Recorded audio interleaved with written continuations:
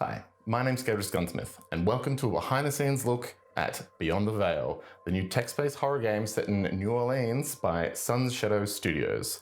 Tonight we're going to be talking to Brian Holland, the writer for the game.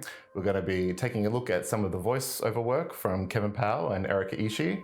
We're going to take a look at some gameplay. We're going to talk to the people that worked on the soundtrack, Justin and Lachlan, our artist, who has made our world of Beyond the Veil look so hauntingly beautiful. And stick around till the end of the program, where we're going to let you know how you can appear in the game yourself. But first of all, let's go take a look at the trailer.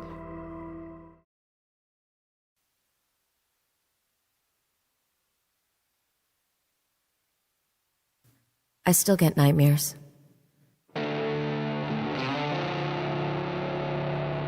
That city changed me. I learned quickly that the people, the parties, they're all set dressing. The streets of New Orleans are older than anyone knows.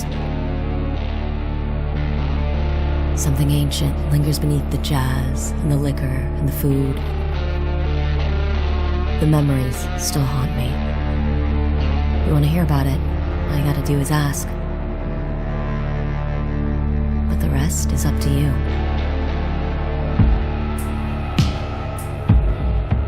I learned the hard way that once you step up to the threshold, there's no turning back. So don't blame me when the nightmares start.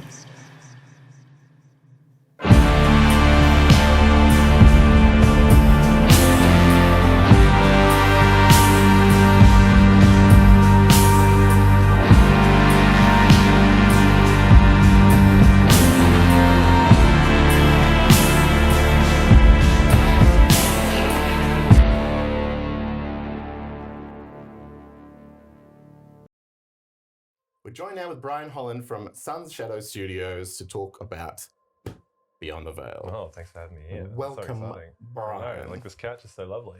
Oh, thank you very much. You. I was just saying, I don't know how to hide a couch in a New Orleans swamp.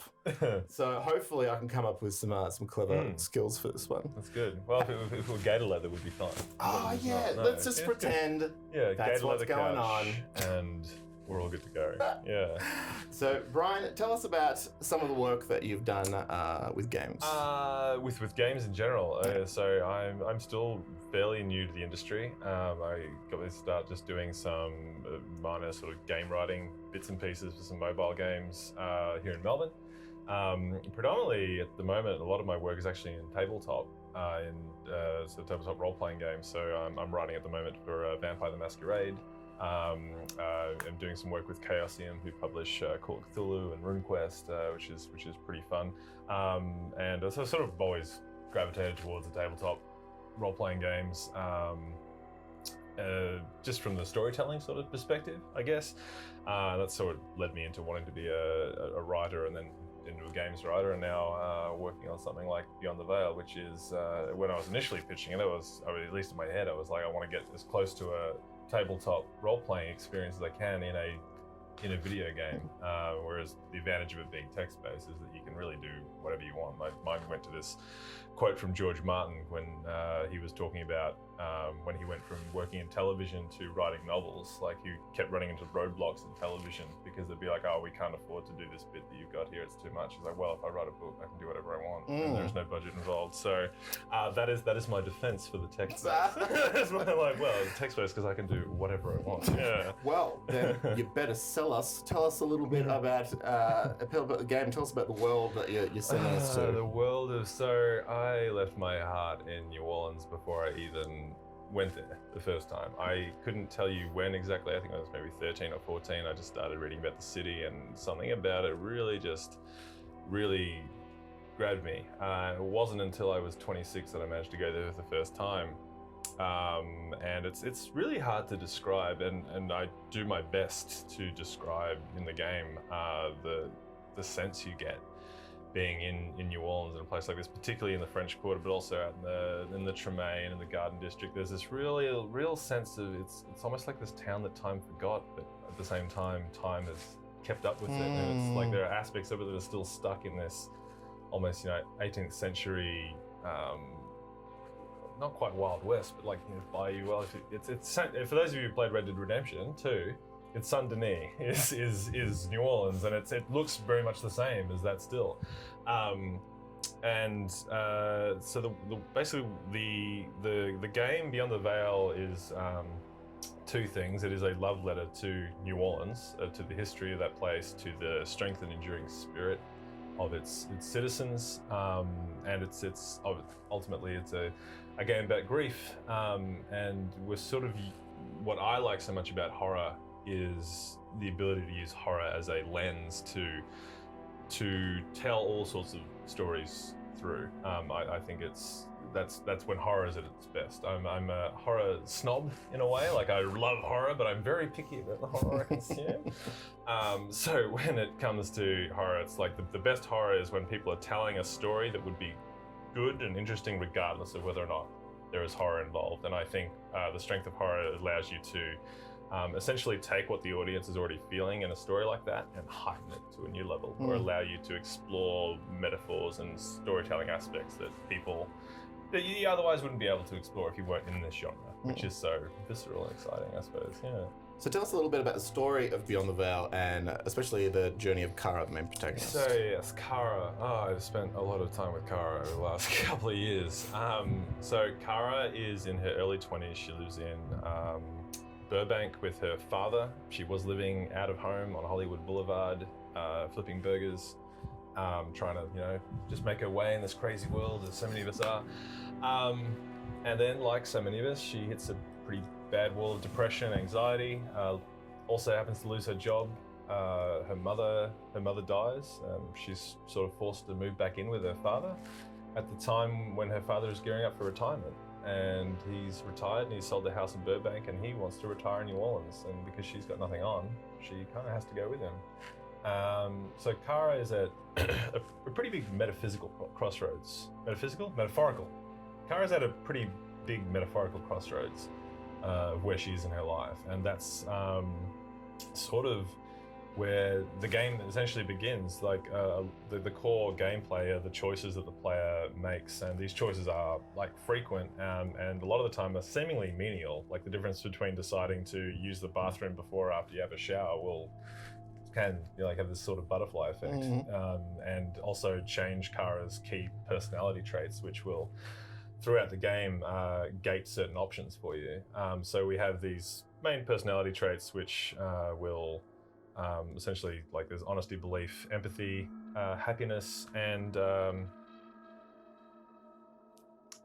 Those are very. I'm trying to remember all. Sorry, I'm just. Those are blanking out. very positive traits and stuff. Yeah. It's interesting. Is there a reason why Okay, up and Kara's character in particular is sort of those are her traits? Well, they're sort of the traits because they can be positive and negative. So you can have honesty, and you have positive honesty, and you have negative honesty. So if you make choices that indicate that your version of Kara is not particularly honest, later on in the game when you're caught sneaking around in a cemetery when you shouldn't be, you will be able to lie to the police about it. Whereas if you're a particularly honest Kara, you won't be able to lie to the cops about it. Right, That kind of thing. So that's where those things go on. So essentially, Kara, you'll at the beginning of the game, you'll just explore the city a little bit, just very casually as Kara sort of tries to get her bearings, and you'll, depending on your choices, will meet between 1 and 3 different characters, residents of the city. And again, depending on your choices, each of them will offer to do something with you that night. Like, be it come with us to Frenchman Street to listen to music, or come meet me for a ghost tour, or hey, come meet me in the cemetery. I want to tell you a bit about our history. And when the what we call the threshold, Kara steps up to the threshold of that night where she has to decide which of these 3 people she's going to hang out with, it actually begins a completely different horror story. So this isn't like, the game isn't one long story that has branching narratives. It branches into 3 completely different stories that even within them have alternate endings and things like that. Of course, the game is also designed so you will actually play through all 3 of these eventually. The order in which you do it is very different. And once you play through all of them, there is a fourth story which actually ends the game and ties sort of the story together, really. So I imagine are parts of those stories sort of intertwining with elements, or? Yes, for sure. So, for instance, if you play through the storyline that features Al, who's the companion character called The Rain in Your Veins, but you've already played through the other storyline which features Esther, which is called Bow One Take Me. So when Esther turns up in Al's story, the interactions are slightly different because you've already essentially met her. So it matters. There's quite a lot of things happening in the background. So it matters in which order you play. It can. Well, it doesn't matter so much as it will affect things. It'll be different. It'll be different for everybody. So interesting. I know a lot of people say this, and it's a very wild claim to make, but it's extremely unlikely that any two playthroughs of Beyond the Veil will be identical. Most people have very, very different things. That there are some scenes and some interactions which are very difficult, I say, like it's going to depend how you're playing it, and you might play it as, some people play the game as like, I'm going to role play as Kara, I'm going to do what I think she would do, and some people, like myself, sort of project their own personalities into her, and because Kara is at this point in her life where she's sort of like a blank slate in a lot of ways, you can do that.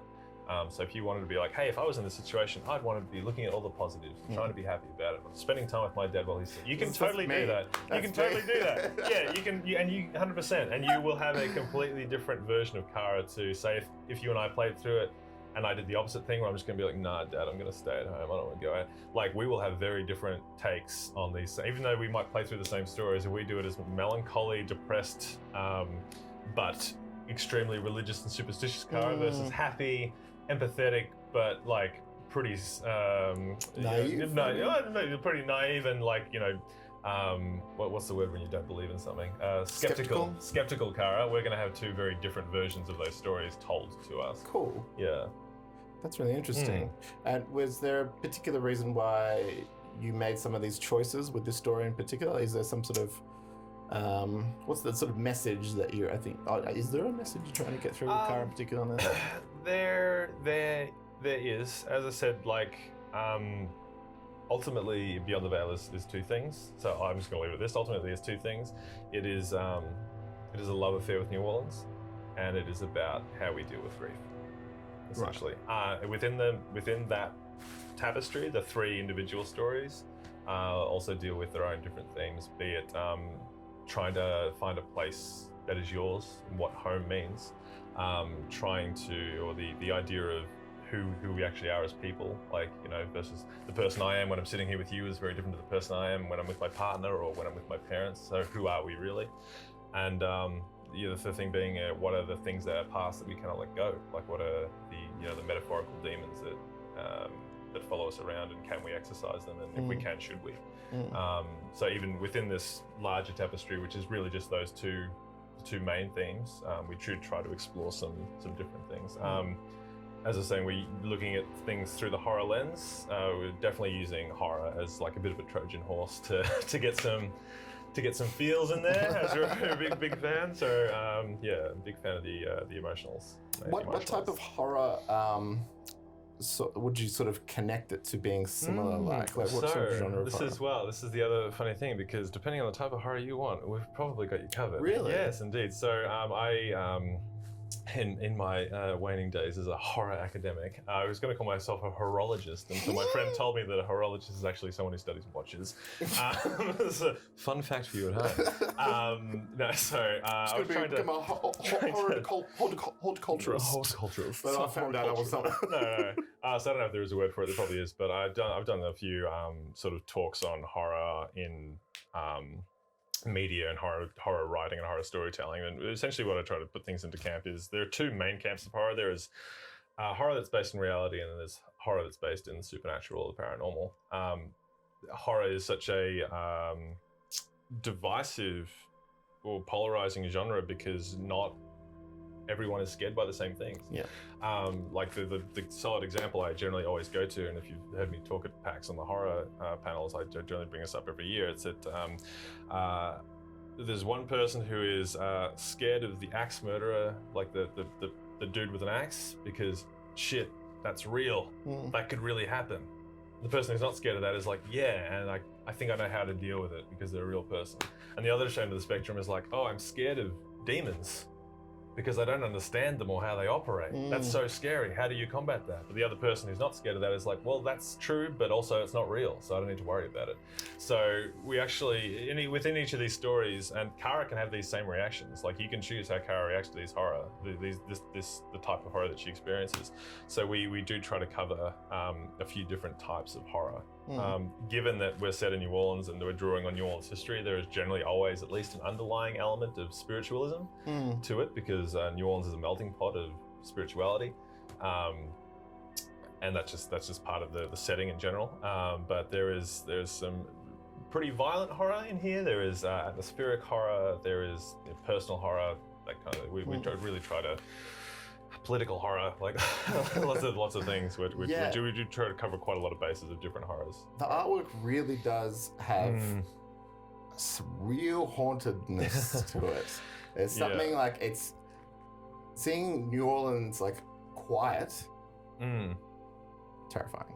Yeah, like it's beautiful. It's beautiful. Yeah, no, there's a haunting beauty to the city, and a huge shout out to Lachlan Page, who's our lead artist, who's managed to essentially recreate, because every piece of art in Beyond the Veil is based on a reference photo that I've taken from the city, and then Lachlan has taken that reference photo and twisted it through this lens, and I think we'll hear and talk about it a bit later on, and how his process and his approach to it. But essentially trying to find this strange balance, particularly in the environment, how it's generally unclear in a lot of the way he does it, where the time of day is it, we're not sure if it's early in the morning or getting towards the evening. Is it sunset or twilight? It's unsure.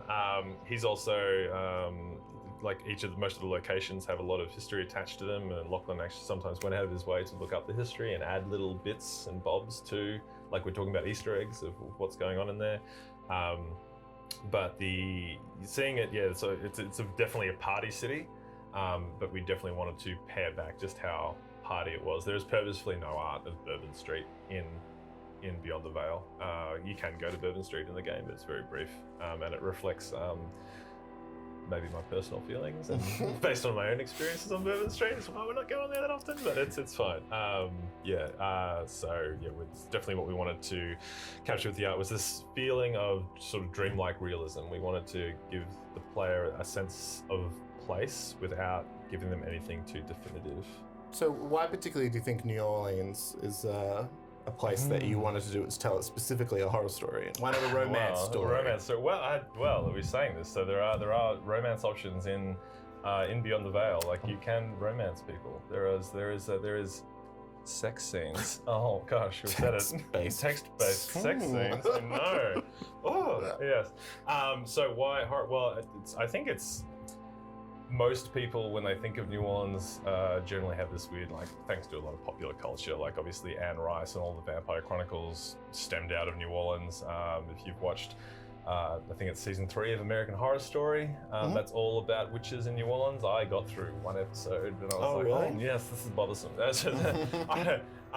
Stemming, sort of segueing from that, the reason I couldn't quite stomach it was because they were taking these fantastic historical elements, and I think just spicing them up with a bit too much Hollywood for me.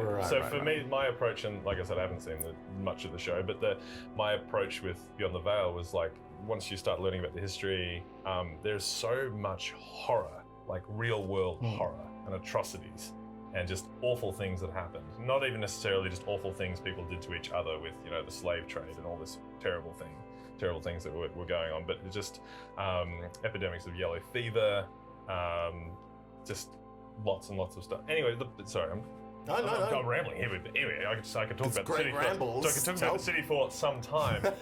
But the main reason I wanted to do horror was because it's so easy to just take these historical events, and you don't have to really change much about what happened to them. These stories that already exist, and essentially tell them through a new lens of somebody experiencing them for the first time. Like for every it's safe to say, and we talk about this in the game, it's for every building in the French Quarter, there is probably at least one ghost story attached to it. So when I was in New Orleans last in March of last year, I took a photo. There's lots of signs like for rent, call the real realtor for rooms for rent, etc.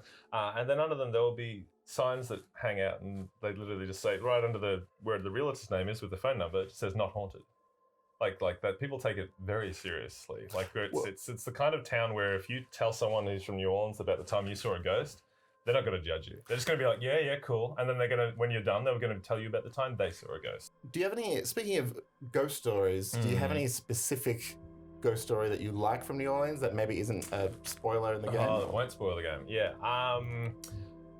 Cool. So Lafitte's Blacksmith Shop, which is my favorite bar in New Orleans. It is one of the bunch of things about it. It's one of the only buildings that didn't burn down in the two fires that burned down the entire French Quarter in the 1700s. So it actually is one of the only buildings that is still a French building. Most of the buildings in the French Quarter are actually Spanish. So when most people think of the lattice work and the three things, they're actually Spanish buildings. So it's called Lafitte's Blacksmith Shop because it used to be a blacksmith owned by Jean Lafitte, the pirate, and he would travel down the Spanish Main and up the Gulf of Mexico, and he would go into the port of New Orleans and he would launder his gold through the blacksmithery. And anyway, he still haunts Lafitte's Blacksmith Shop. We know this because there are people say to have been speaking to a really funny guy in the red shirt and the hat over there, is having a cigarette, and the people that own the place are like, who? Like, who's there? And this kind of thing is a recurring instance of people seeing this guy. I got chatting to one of the piano players there, because the little piano bar is very quiet, and she showed me photos of what she had caught on camera, and it's pretty spooky stuff. But the other weird thing is Jean Lafitte was a notorious ladies' man, and the bathrooms in Lafitte's Blacksmith Shop, they're quintessential weird American bathrooms that don't have doors on them. So if you're on the toilet, people can just see you. It's kind of weird. Anyway, the point is no one else can get in there. If you know anyone's coming in there, it's happening. But women will come out of the bathroom saying there's somebody in your bathroom because I felt somebody fiddling around trying to undo my bra. And this happens so often, they're just like, oh, that's Jean Lafitte. He's having a crack. He loved the ladies. That's how it was. So, it's all really bizarre. So while that's a cute sort of ghost story, it's not entirely the level of horror we've got, but there are still little bits and bobs. There are Easter eggs. If you know enough New Orleans ghost stories or know New Orleans history, you'll definitely, the game is peppered with these other little sort of Easter eggs for people that are paying attention at home. So. You said you took reference photos. A lot of this artwork was done through your reference photos. Were you taking the photos? Do you know you were doing them for this at the time, or was this? So I've been in New Orleans a few times. The most recent trip, which was last year, it was a business trip, whereas I was there by myself. So I was there purposely to take additional photos. I had plenty from previous trips as well that I've also used. But the most recent trip, I also recorded Foley in the city. So when you are playing the game as Kara and you're walking around the French Quarter, the sounds that you hear, the murmuring in the streets, the distant sound of cars, the sound of the nutsheds blowing out the steam horn and all that kind of stuff, that's all actually real. That's all actually recorded from there. It was really important to us to try and really hammer home the sense of place. I went out on an airboat and went to the swamp because I wanted reference photos of the swamp. I saw a bunch of alligators, and there was a lovely Cajun guy who drove us out there, who I think he could be mad the way he was just hanging out with these alligators, wild alligators, like they were dogs. It was a very good experience. But yeah, just a lot going on. So yeah, I suppose the most recent trip was very purposeful, me looking and scouting locations, but previous times and just hearing the history and having the photos I already did as well. So it really helped solidify what I wanted to do. I was actually on the riverboat Natchez the second time I went to New Orleans with my then partner. We were looking out across the Mississippi River, which is really quite breathtaking, when I first got the idea for the game. And it's sort of, now it's in a bunch of ways, the city itself is like a pilgrimage for me, because this game and what's happened, everything in my life around it, and everything that's been going into it has been really quite transformative. So it's really important to me now. I'm just so excited that we're gonna get to share some more of it today as well. Yeah, no, for the first time. I'm excited to exactly, to see what everyone sort of has to say with all these experiences and things that you put together. It's really something else. Like, it's clearly it's a lot of art going into this.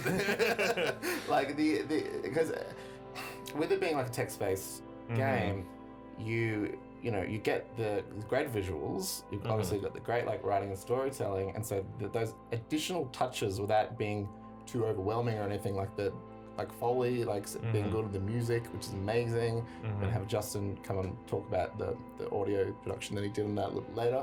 But it really is just exactly enough, I think, you need for the really good storytelling, and I'm really looking forward to see the whole finished piece together. That's good. And the other thing you should mention is just like some of the voice actors that we're getting to work with. Now, while the game definitely won't be fully voiced, I know some of our initial press coverage on some excellent sites tended to imply that it was going to be fully voiced. So the game won't be fully voiced, but we're just so lucky to be working with talented folks like Kevin Powell, who is a Melbourne local, and the magnanimous, amazing, super talented Erika Ishii, who is bringing so much life to Kara, the protagonist, and I really just working with her is just truly like a blessing in every sense of the word. Like, she brings so much energy and vibrancy just to the words and the page. It brings the character to life in a way that, and I mentioned earlier, like, I've spent so much time with Kara, but I never really felt like she was truly alive until I heard Erika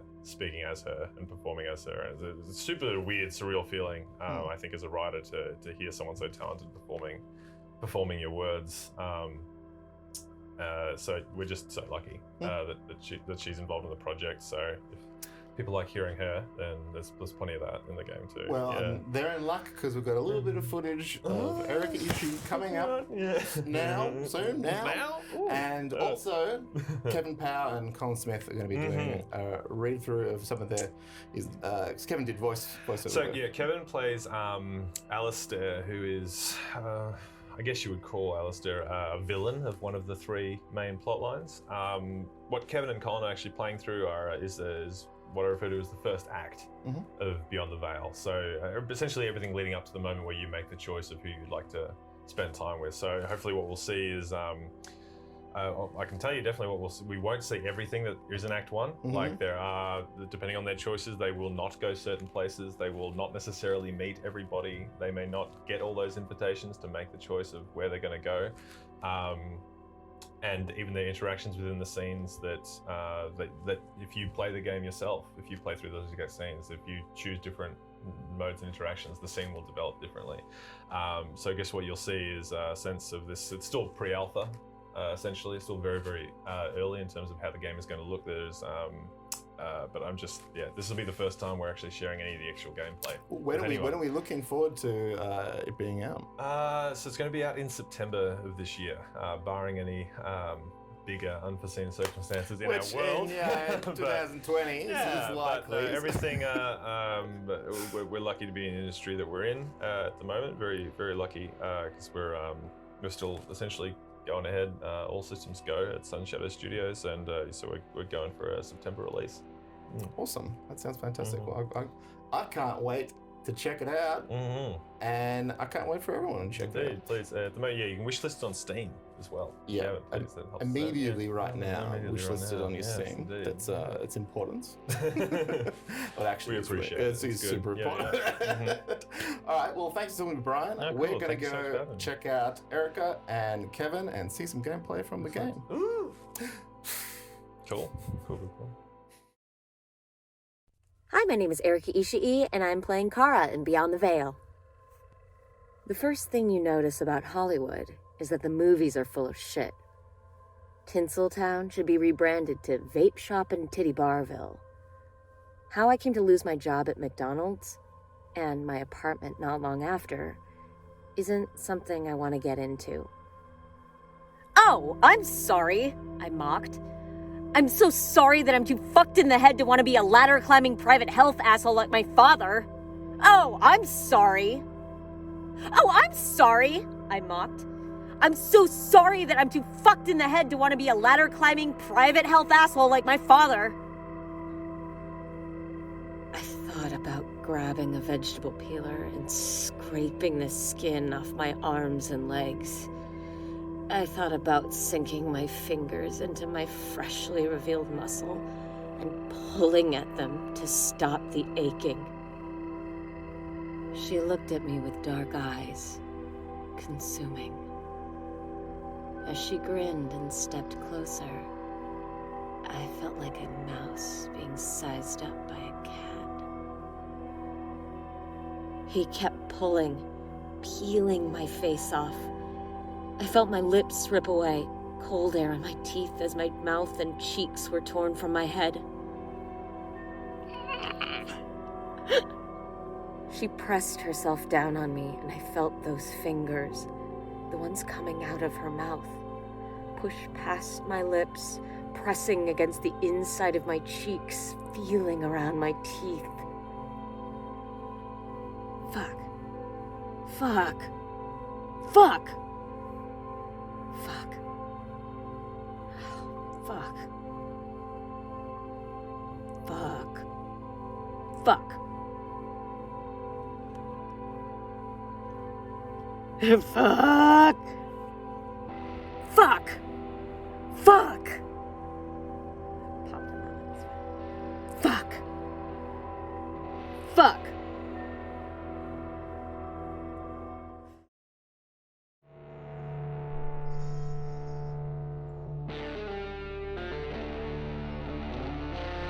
Hello, and welcome to our little corner of LudoNarraCon. I am VoiceOver AU, also known as Kevin Powell, and below me is the amazing Colin Smith. Would you like to tell us a little bit about yourself, Colin? G'day, yeah, I'm Colin Smith. I am mostly an actor for stage. I do a little bit of voiceover work as well. I do a little bit of tech on my in-between gigs time, but I love gaming. I've been a gamer since I had my first gig when I was 12. In fact, I blew my first acting paycheck on a console, the Atari 2600, back when that was in vogue. I've been on and off gaming since, but I mean, I like the practicality of having a PC really more than a console, so I do a lot of PC gaming these days. I'm just going to hit start here just to get us into the very first stages of the game, and then I'll introduce myself a little bit as well. Here we go. Dear Kevin and Colin, you're about to play through Act 1 of Beyond the Veil. Your choices will influence Kara's personal life, her personality, and the horrors she will experience. We hope you choose wisely. Sun's Shadow Studios. Oh, and thank you so much, by the way, as well, Skydress and Brian, for the wonderful introduction too. Yeah. So fantastic. Yeah. Great, Yeah. to be a part of this. Yeah, absolutely. Like, what an event! Now, you were saying a little bit about yourself. You bought an Atari 2600, which was a big investment at the time. Oh, sure. It was my whole acting paycheck. Because I only did a week's worth of work. But, I blew the whole thing on the console. But yeah, since I've just been PC gaming and that sort of thing. And, I must admit that horror gaming isn't my thing. I think the most horrific thing I've gamed through is one of the Half-Life 2 expansion sets. There's a part of that where you're caught in an underground, like a parking garage or something. All the lights are off, and the only thing that you can see is the flashlight in front of you, and Alex is with you, and if you shine the flashlight onto an enemy, she'll shoot it. But and you're waiting for an elevator to come down, and I call it the kind of the Resident Evil part of the game. I find horror games very tough to get through. It's not something that appeals to me. So I must admit, I'm looking for the right fit, I think, of horror game, perhaps. Gotcha. Well, it's interesting because we're here today to play through an alpha build of Beyond the Veil by Sun's Shadow Studios. And Colin, you and I both share a background outside of computer gaming, in that we have both played a certain tabletop role-playing game during the 90s. Oh, I believe you have a book. I believe you have a book sitting at the table with you. I do. Hopefully the lighting will get this. So Is for that right? so for folks who can't make out the title, in the world of darkness that you are sitting in, what are you holding? I am holding New Orleans by Night. It's written by Patricia Ann Rochelle, and it was made for the second edition of Vampire the Masquerade, the tabletop role-playing game. There And you it was go. published in 1994, which was maybe a year or two after I started playing Vampire the Masquerade as a table. That game, man, I've had some of my favorite role-playing experiences have been with Vampire the Masquerade. It's a game that centers around personal choice, personal horror, Yes. consequences, and let's kick off. Let's kick off Beyond the Veil, because the thing I'm excited about here is, first of all, we're gonna get to wander around the city of New Orleans and see what's going on here. And from what I think, we're gonna see some interesting consequences for our choices, even inside the first act here. Uh-huh. So let's get it going. Yeah.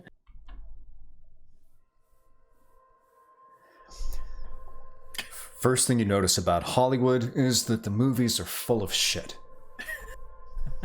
Tinseltown should be rebranded to Vape Shop and Titty Barville. How I came to lose my job at McDonald's and my apartment not long after that isn't something I want to get into. I'd be recounting that tale over and over again to my dad's friends for weeks after I moved back in with him. Ah, so this is the voice of Kara. Now, you're going to have to be patient with us, folks, because obviously we're both male, but we will be reading from Kara's perspective, taking turns over time. Sure. Yeah, as well as dialogue from our other characters. Oh, I guess that's sad, huh? Of course it's sad. 20-something white girl fucks up, moves back in with Moneybags' daddy, gets despondent, and spends all day in bed. Wah, wah. I hear you. I'll drop the accent now. Don't worry, I hear you. I think Dad was happy to have me back. At first, at least. I mean, it's not like he didn't want to help his daughter out or anything. He loves me. I love the music. Ambient. Yeah, I mean, it's such it's a real, like, that, the lead-in music that we had on the title screen was just so full-bodied and just vital, and this is really just nice and gentle. But it has that, like, I don't know much about music theory. It has that little kind of minor edge to it, I think I'm hearing, which means that things are a little bit askew. Oh, okay. Already. I don't know. Somebody who knows more about music may disagree with me. Yeah, you know, you've only done guitar projects with, you know, with a part of Grounded House. With Tim Finn. Yeah, you know. Like, I'm sure he would have preferred me come home under better circumstances. He'd been lonely as hell since Mum died anyway. Would you like to employ your specialist skills there? C'est la vie, though, right? There we go. As the weeks slipped by, I was ridden with anxiety. What the fuck was I doing? I had no plans, no aspiration. I felt like I needed to completely rebuild myself from the ground up. And then Dad told me he was retiring, and that he sold the house. And he was moving to New Orleans. The erosion of touchstones of identity. We're Yeah. losing all of our connections to the past. Mum's passed away. We've lost our job. Heaps of change, yeah. Yeah. Isn't that one of those things about... Actually, Oh, my bad. I pressed the button. I think that's just what you want to hear about, right? The tour guide, the cult, the woman who couldn't die. Yeah, you were saying it's one of those things about... I don't know if it's New Orleans or not, but was it one of those cities that you go to make a new beginning or to lose yourself in? Good question. I'm not sure. Yeah. I don't know. Yeah, like I know, like an Australian equivalent is Cairns, from what I've heard, is a place that folks go to just to get away from things, just to get lost. Sure. The woman who couldn't die. Yes. In capitals. Okay, this is important. You want to hear about the house? I can tell you, but you won't be happy when you're done. It's not a happy story. Oh. You might think I'm crazy. You might be fascinated. You might treat it as just another story, something to listen to and pass the time. The only thing I know for certain is that after you hear the story, the nightmares will start. After all, that's what happened to me.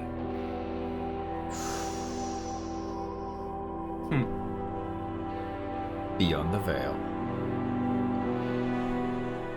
Okay. Intriguing. Yeah. Good Lord. Your turn. All right. Do you want to take the role of Dad? Thought you'd have more bags, kiddo. Dad stood in the doorway and squinted against the light coming in through the window. The AC wasn't up and running yet, and we were both dying from the wet Louisiana heat. I shrugged, knelt by my new bed, unpacked my carry-on. I don't own much stuff. He sighed, face etched with concern. You had a full wardrobe back in Burbank, didn't you? He was right. I did. Ooh, our first choice. Wow. So, can I just look at that art? Look at that art. Right, yeah. It's gorgeous. And is that a little bit of a Dutch angle there as well? So everything's just a little, like, you know, going back to what you're saying with the music. It just feels a little bit like it's on tilt and looming. Yeah. All right. So did we donate, or was that Mum's stuff? Well, if it was Mum's stuff, what would we have done with it? Like, leave it behind? Oh, I guess so, yeah. That feels like that feels like it's more of an impact. That feels juicier. It does, but why would we leave it behind in the home? That's my question. That's the thing. Maybe we made a conscious decision to leave it behind because it was Mum's stuff. Yeah. We knew instinctively, like, this was the beginning of a new chapter, and that somehow those trappings weren't welcome. Sure. Okay. Right? Oh. Dad hesitated. I didn't realize. It's also a bigger punch in the gut for Dad, too.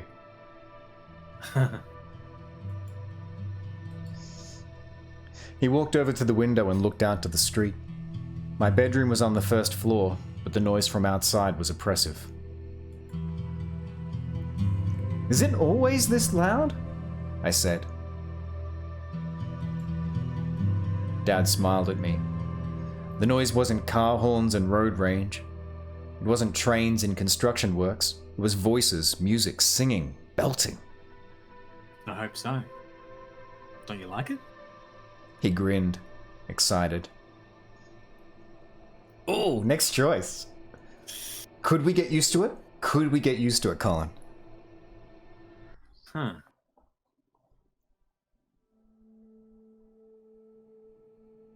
I honestly don't know. I mean, because that's with all the stuff going on. Is it reassuring him or reassuring myself?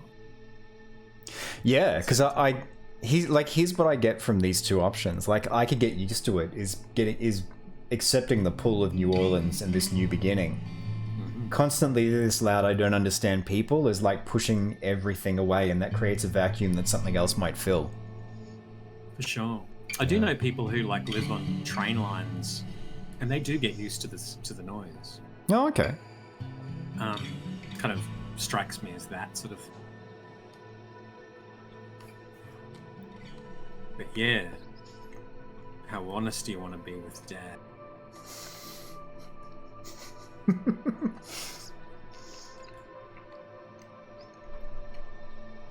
Now, while my mouth's full of food, can I get you to narrate? Dad drew the blinds to keep the heat out, wiping his forehead. You sure can, kiddo. Heck, you lived off Hollywood Boulevard. Must have been real damn loud.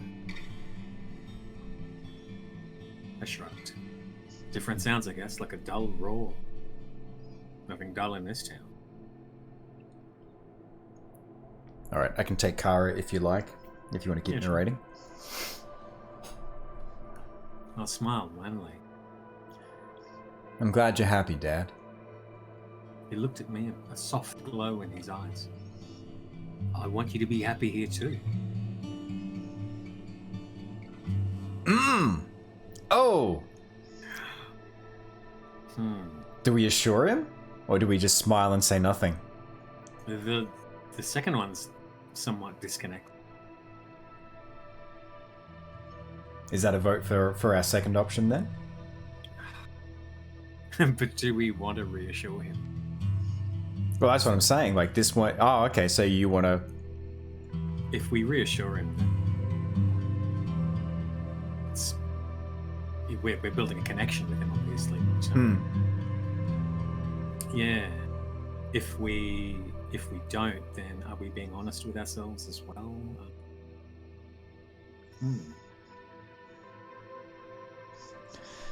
Yeah, I guess. Yeah, to me, it comes down to do we want to do the emotional labor of like looking after our dad, or can we not pay that cost at the moment? Like, do we have the capacity for it?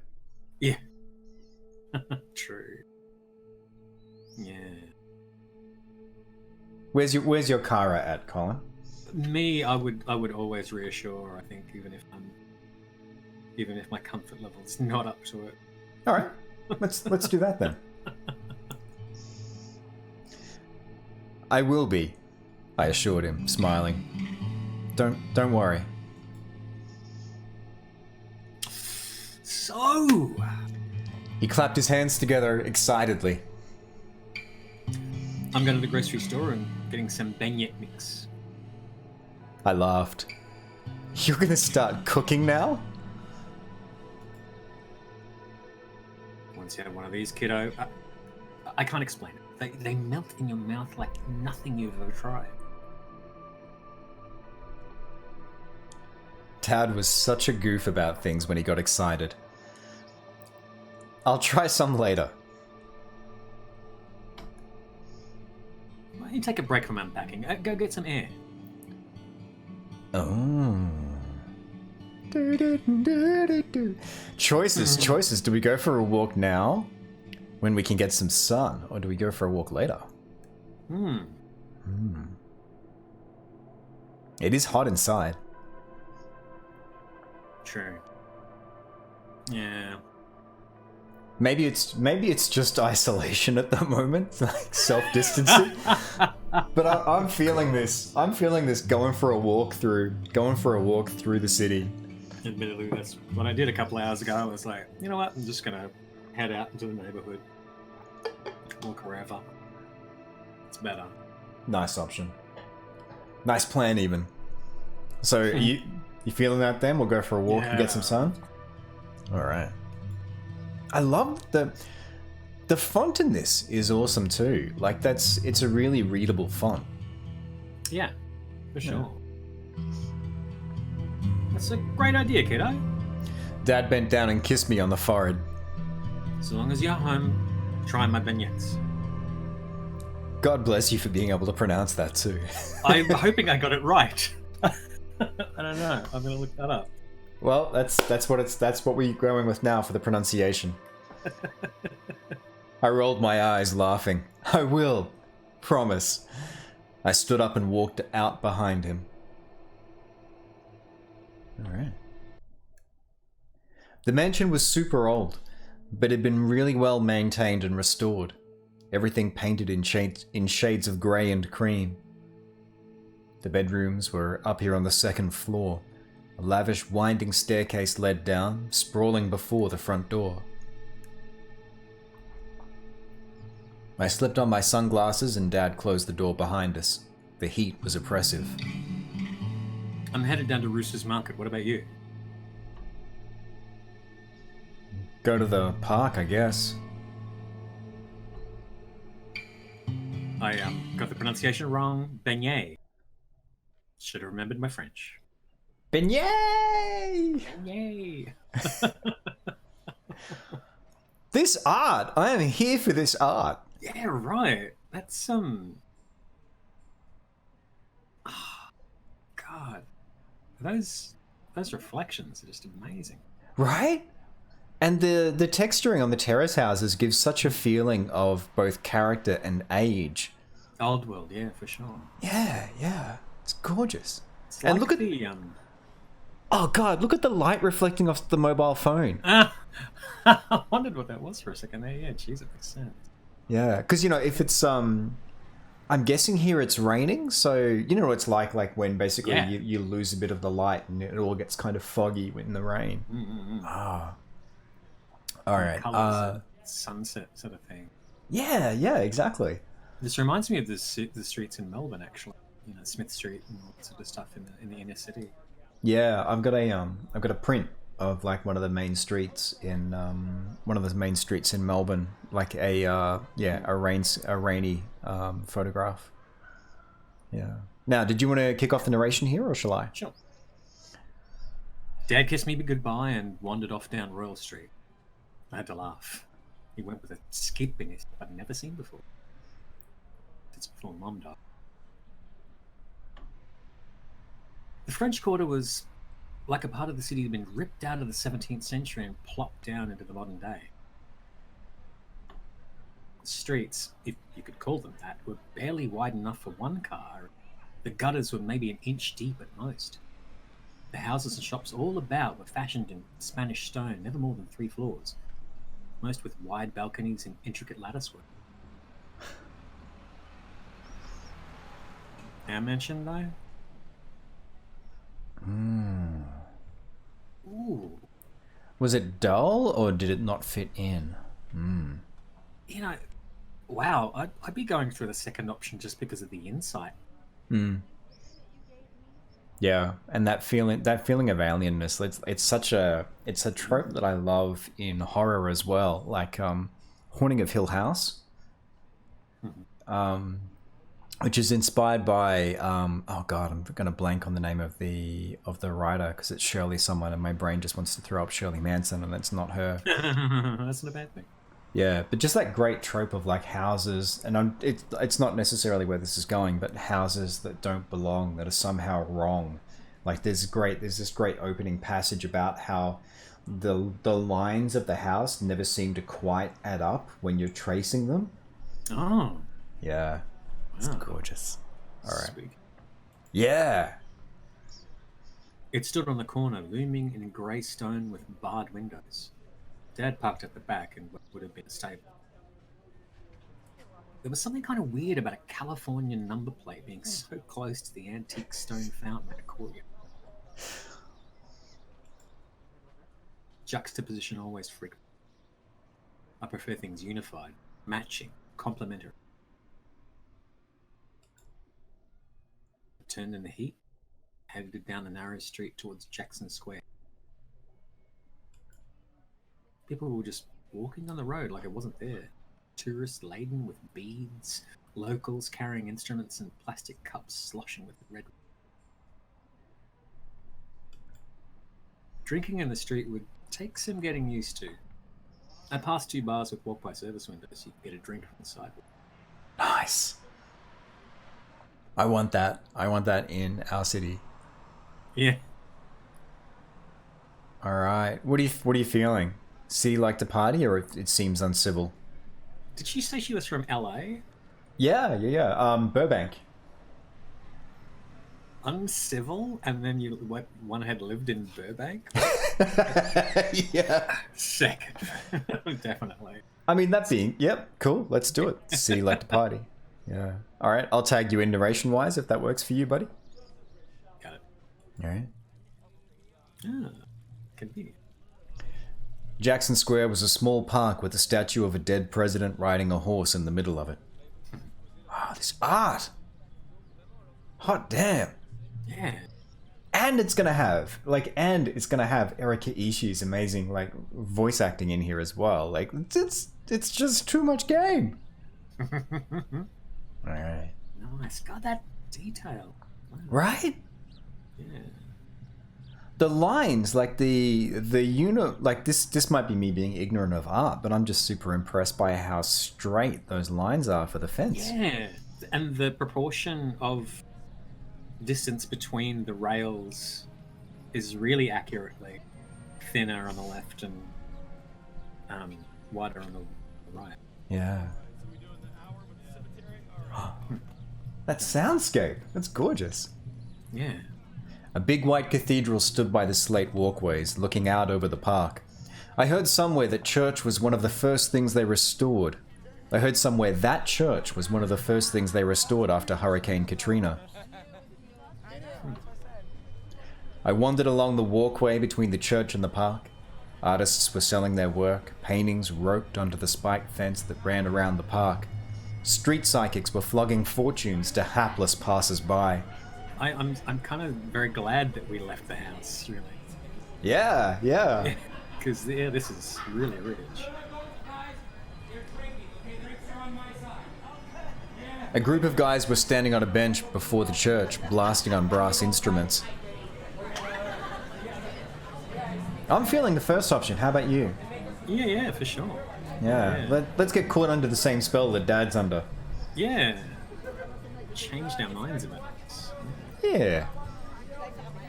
They were singing between belts on their instruments, if you could call it singing. It was yelling. A passionate spouting of words I couldn't understand either due to some cultural or colloquial barrier. One of them jumped atop the bench, balancing and dancing as if it were 2 a.m. at a nightclub and not broad daylight in public. Hell, people wandering by began to dance and clap and chant back at the chorus. Must have been standing with my mouth open, smiling stupid because I didn't see them approach me. How you doing, baby?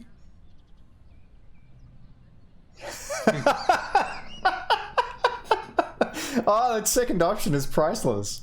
It is, yeah. And I'm kind of like, I'm feeling it actually. Like, as much as the city's entrancing me, that, yeah. That's well, I mean, that feels like it's two parts of a whole. Like if Kara's getting caught under that spell, then getting snapped out of it by something like that, like someone just being like so basic. You're like, hang on, why is this happening now? Yeah. All right. Do you want to take us with the narration from here? Can do. All right. Do you want to lead with that sentence? Fucking strangers calling me baby can get fucked. They were smiling at me. Lips painted purple, dark eyeliner, short hair. They were a skin-tight tank, silver skirt and red sneakers. What?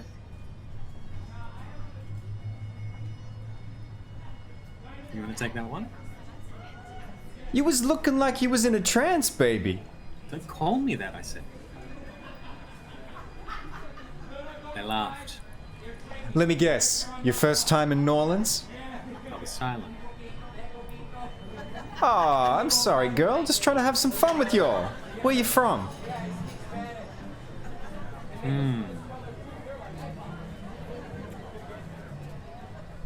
City of Angels or Hollywood? Oh, City of Angels. I mean, let's be less specific than we need to be. Yeah, I feel like I feel like this is also like not only is it more specific, it's a different signifier there. Like if you say you come from Hollywood, there's baggage attached. Yeah, and then that actually kind of kicks home the baggage, doesn't it? Yeah. All right, Los Angeles. I can't hear the phrase City of Angels without hearing the Distillers in the back of my head. All right. Oh, you poor soul. They leant in and wrapped their arms around them. Don't worry, you're safe now from that wasteland. I couldn't help but laugh. Oh, is that my line? Or... That is your line, yeah. Are you okay? At least I think it is yours. Must be. Yeah. Girl, I am fine as hell. What's your name? Kara? I'm Ty. All right. What are you feeling here? I'm still a little guarded. Second one. Second one, yeah. Yeah. Yeah, because it's not. Everyone you see in the street. Yeah. Yeah, there's a little bit of slow your roll, but it's not outright rude. Mm-hmm. Yeah, whereas nice to meet you feels like that's something a Mark would say. Yeah. This shows a bit more character. Like even if we do warm to Ty. All right. I'm friendly with everyone I meet. I just like to poke at the newcomers. Can you blame me? I shrugged. I don't get poked often.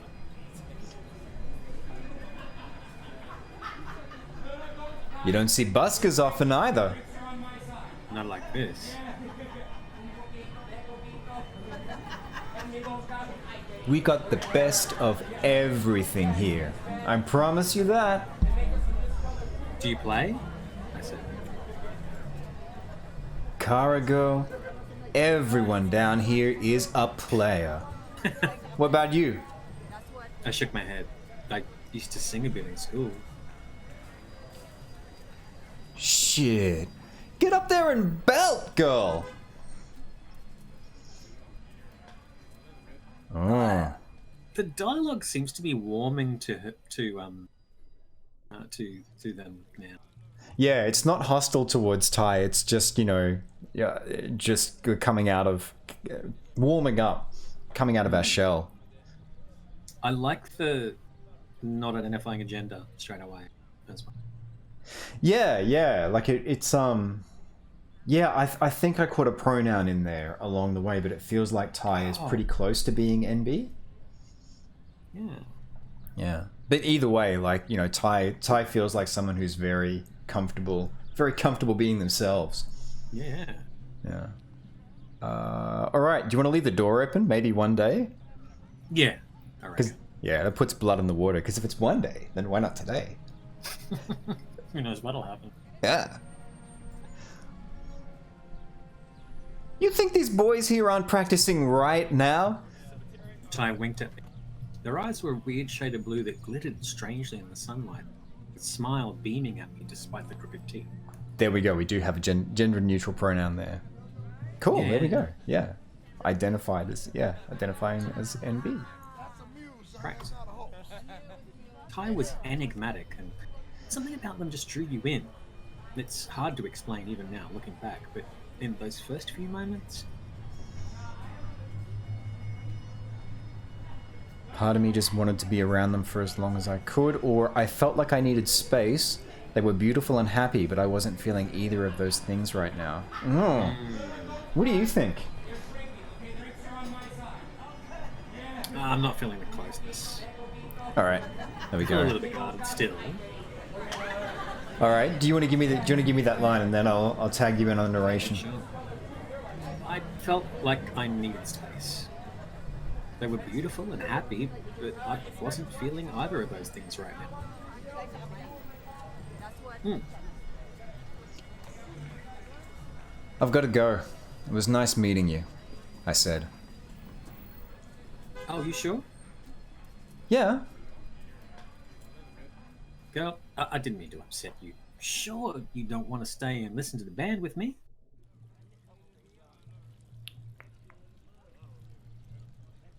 Yeah, I'm feeling the first option here. Like, once we've identified that, like, we're not 100% here, then moving away from that to try and find what it is that we're looking for feels like the right path.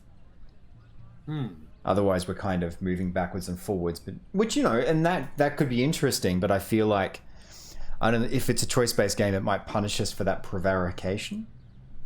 Yeah, sure. Or at least... Yeah, let me reframe that. It might not give us as interesting a result as being, like, committing to a path once we've decided on it. Yeah, for sure. And, like, the situation, it's a new city. I mean, it's full of life, sure. Yeah. I don't know how you are with this, Kev, but I know that when I'm in a new city, I just like to walk around sometimes and just get a lay of the land and, have a look before I even commit to doing anything. Yeah, it's good to. I think what we've got here is close to like my perfect experience of a new city, which is experiencing people and scenarios in like small parcels.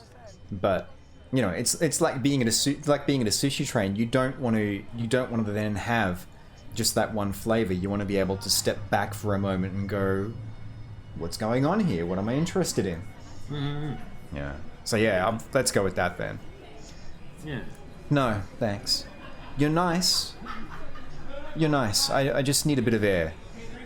Didn't want to lean too hard on the nice there, otherwise it sounds like I'm trying to let them down.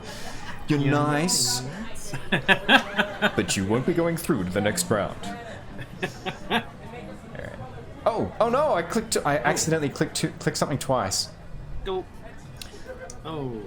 I wandered down. The playback. Yeah. Sorry, folks. There's an option there that I just leant on the mouse a little too quickly there. All right. I wandered down Decatur Street to avoid walking past the church again.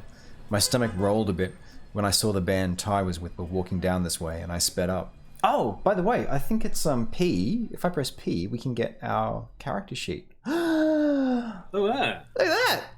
Okay. Yeah. So we got belief 1, honesty -1. I'm hanging that on you, Cole. You've made us tell lies. I am a very honest person, actually. I'm an actor. Truth and imaginary circumstances. Yeah, we got happiness 3 though. That's pretty good. That's pretty solid. Mm-hmm. And jealousy -1 is good so far. Yeah, I like that they've got that there. I don't know if that's going to make it through to the final game, but it's nice being able to see like what personality traits have been reflected in our choices so far. All right, I'm gonna stick to the space bar so I can do like bite-sized clicking. I winced against the sunlight, wishing I'd brought my sunglasses. Gosh, so many people. And they weren't like LA people. They were like halfway between tourist and hobo, musician mixed with drunkard and a dash of noir class.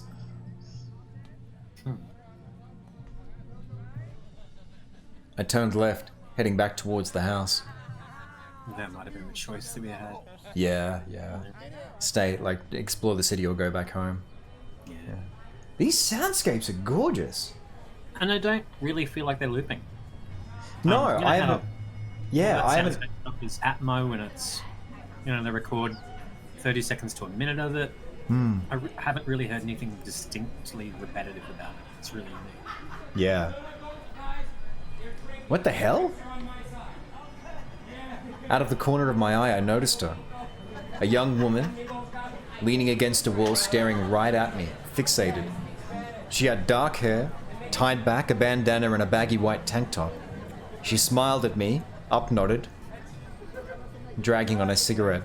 Up-nodded, that's a great phrase for that. I've never thought about how to describe that before, but that sort of flick of the... Yeah, right. Yeah. Interesting. All right, are we gonna wave? Are we gonna get pulled into her gravity? Oh, now I'm torn. I'm just I mean, a part of me, if somebody did that to me, I'd probably just give them half a smile. Yeah. Keep going. Should we see what happens if we keep walking then? See if we move past her. Yeah. It's part of me is like, is it rude to just not acknowledge somebody? Yeah, well, halfway. I wish it wasn't this binary in a way. But, yeah. There was a way of like being able of going like, hey, and then just keep on walking. Yeah, I guess that's the real challenge with game design, isn't it? That there are shades of grey that you want to put in there, but when you look at on paper, like the explosion of combinations, or the explosion of choices that you get by adding in those little shades. Yeah, absolutely. Yeah, you just have to eventually pare back to sort of a minimum and kill some darlings. Well, if you're feeling that it's rude, to not acknowledge her at all, why don't we treat that as enough of a you're thinking maybe to go part way, but accidentally you instead and wave. Yeah. That. I'm just hoping that there's a keep walking option after this. Yeah. Because I think that coming from LA, that would be a really interesting it'd be a really interesting thing for her to be navigating, because I remember when I first I lived in Penang for like 5 weeks, and I've lived in Bangkok for 2 months, and both times, more so in Bangkok than in Penang, I was terrified of trying to figure out what the social protocol was and not being rude and not being too friendly and like basically self-identifying as a mark. Oh, sure, right. Yeah, And I imagine this has got to be going through Kara's head right now. That she's got to be thinking like, don't look like a mark. Don't look like a mark. Yeah, right. And somewhere as tourist heavy as Nolan's, it's probably better to keep one's guard up in that case. Oh, Yeah. That's a tough one. All right. Let's accidentally, hesitantly wave and then hope we can get out of it. Yeah. She smiled. What are you carrying with you? What? She shook her head. Some not so good, Sherry. I'm sorry? I shook my head, began to walk away. How do you like your new place? She called after me. Oh! I feel like this has got to be the option. Like once someone says new place and like they know you, like it feels like you can't. That's not something you can turn around and walk away from because this person knows her. Like has noticed that she has moved into the city. Yeah, you've been watching me? Yeah, so I'm feeling like some form of like confrontation or like figuring out what's going on. How about you? Yeah. I mean, we said before, like, let's walk away, but actually that's personal. That's more personal. Yeah, now it's not just social protocol. Like, there's potential safety here. Like, this person knows like where we live, presumably. All right, let's pause and turn around. I paused, turned around. What? She smiled at me, gestured for me to come closer. I said, how do you like your new place? I didn't move. My new house? Yeah. I laughed. Sorry, have we met? She winked again, dropped her cigarette and stamped it out. Be careful, Cherie. She winked. Oh! Oh, this is getting spicy. Yeah. Oh. So we've got two options here. We can either be active or we can be passive. But if we're passive, she walks away, which gets you to the point that you wanted to be at before. Yeah, right. And consistent with the feeling that our house is not quite right for the neighborhood.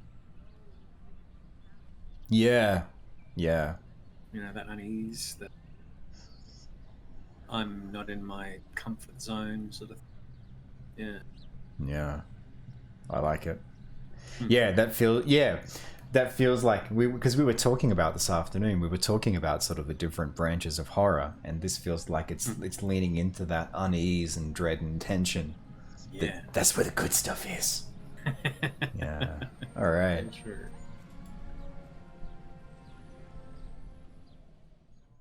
And we're back. A few minutes later, I got home. I yawned, checked the time. I went upstairs and into my room, pushed the door open and flopped onto my bed. I didn't feel good. I didn't feel normal. I wasn't sure what it was I felt, and that troubled me more than anything. All right, I think we're coming to the close here. Do you want to take this screen? Oh, sure. We can tag it screen by screen if you like. Yeah, sure. I closed my eyes and dreamt of waves and beaches, smell of suntan lotion and cold beer. And it began to rain and everyone but me ran away back to the city. should have ran from my bed then, ran from that house. I should have ran into the night and never looked back. But I didn't. I didn't think to. Why would I? The nightmares hadn't started yet. I've got literal goosebumps. When it changes, even that kind of subtle shift of the text is left aligned, the text is center aligned. And Yeah. the center aligned ones are the pretty important change. Even that kind of shift has a lot of resonance to it. Yeah. Thursday. Different angle. I woke in the Yeah. night to Dad knocking on my bedroom door. I was half asleep, eyes barely lidded. I wanted to mutter something. I was too sleepy. He knocked again. I couldn't keep my eyes open. I went back to sleep and he finally walked away. Morning came suddenly. As I rolled over and yawned, wide awake, the sunlight splayed on my face from the window. I could smell bacon. I was more hungry than I'd been in forever. I stretched, ran a hand through my hair, and crawled out of bed.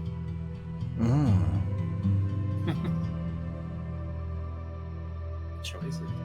So I walked to the window and looked outside, pulled on my bathrobe and opened the door. I needed to use the bathroom. You know, going back to... Well, actually, where's your head at? Where's your head at? I must admit, it's a new place. I'd probably go to the window.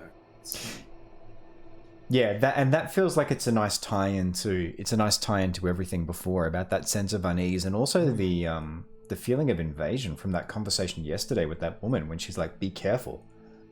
Yeah, right. Yeah, be careful, Shui. What? All right. There's shades of. I don't know if you're familiar with it, but I'm getting shades of in the. This music is gorgeous. Like Justin's done such a great job with it. Cool. Yeah. Yeah, I'm getting shades with that guitar work and the percussion of Last of Us. Right. Yes. Yeah. All right. That is cool. Yeah, it's exquisite. I'm looking forward to getting the game and the soundtrack. Which one more though? Oh, tough call. Tough call. I think the one of the advantages of soundtracks is the longevity. All right, let's keep on cracking. True. All right.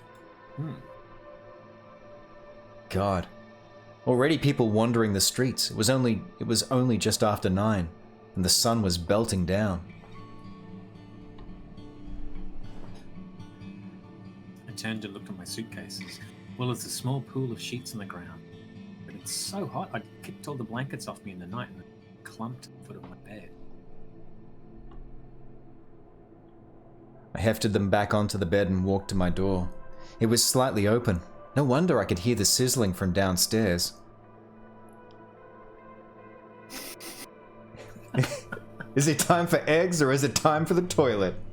Okay, bathroom. Yeah. All right. Yeah. We've all been there. Then fine.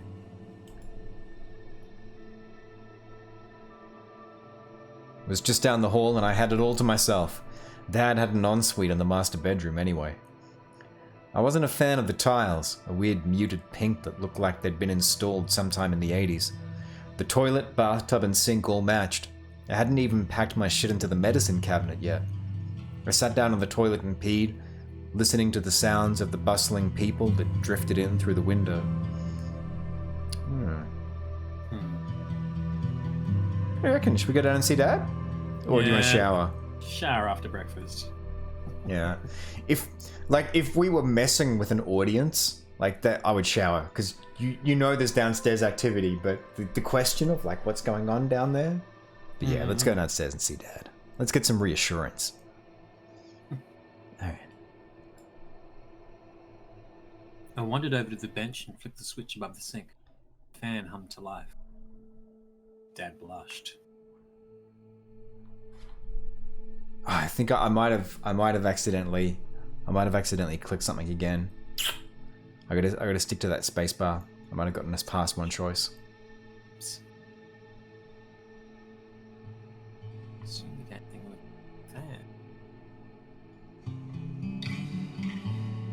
Victor Swinch, the fan. Yeah, so I think he's trying to get the fan on to get rid of the the smoke from, or the heat from cooking. You know, steam and stuff. Yeah, rain shoot. Yeah, exactly. We call it in Australia. There's probably other words for it in other countries, but we call it a rain shoot. Yeah. Yeah, and if you're outside of the city, it's a bush range hood. All right. So how are we feeling? We're gonna ask like openly how was his night, or are we gonna be a little bit arch and playful and say to assume? Huh. Ooh. I could go either way, actually. Honestly. All right. I'm feeling a little playful here. Let's get some reassurance from like old patterns of like, you know, back and forth. Because it's been a weird day. To assume. Yeah, all right, kiddo. I know the line. He said. You know I'm hopeless in the kitchen. Want some help?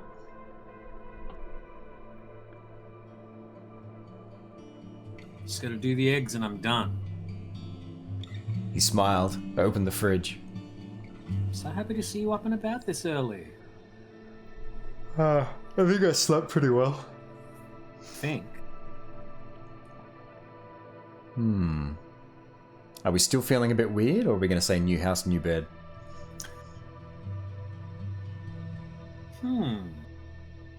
Two instances of weird yesterday.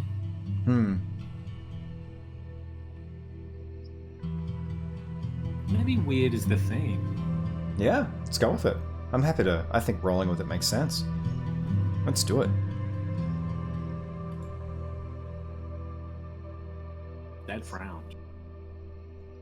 Well, I'm sure you settle in soon. This place is pretty different to Hollywood. Well, Burbank is pretty different to Hollywood too, and you grew up there. Nice try. It might take a little while. I don't know.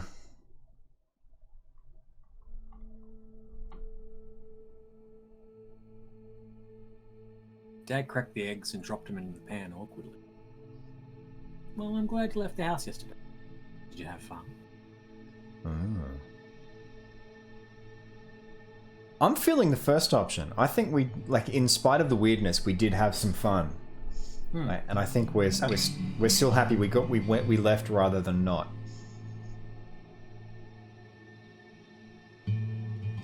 Yeah. All right. I think it's just that we've got to grow into the city a little bit. Yeah. Yeah, I think that makes sense. Like, definitely not this one for our experiences, because we met two larger than life people. So, yeah, downplaying it would be a lie. That would get us. I think that would get us dishonesty. I was about to say I want to check the character sheet again and see how we've progressed. Yeah, I'll see if we can do it now. Let's find out. Let's find out. Boop, we can. Yeah. It's around about the same, isn't it? Yeah, that's about the same as where we were before. Okay. All right. Yeah, I did. He grinned. He grinned wide, poked at the eggs with the spatula. Good. You're gonna love this place, kiddo. Just you wait. I lifted my butt up onto the kitchen island and sat down. So what are you doing today? Well, I got speaking to a guy yesterday at Rouse's. Pardon my pronunciation if I'm murdering that, by the way. The supermarket?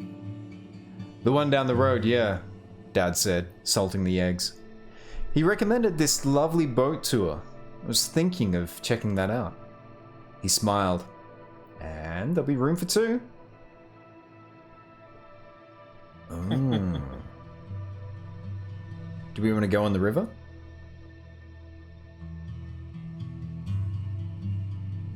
Or do we get seasick? My instinct is to not kind of deny him that fun, I guess. Oh. So first option? 'Cause Yeah, because the second one is just denial. Yeah. That blocks that whole thing. Let's see what happens when we go out into the city with Dad. Yeah. Watch your mouth, he chided, playful. That's the Mississippi out there on our doorstep, not just some river. I swung my legs back and forth, watched Dad struggle to flip the eggs. And what happens on the boat tour? It'll take us downriver. Down Mississippi. You mean? Don't be smart, he grinned. It'll take us about 5 miles downriver to the site of the Battle of New Orleans.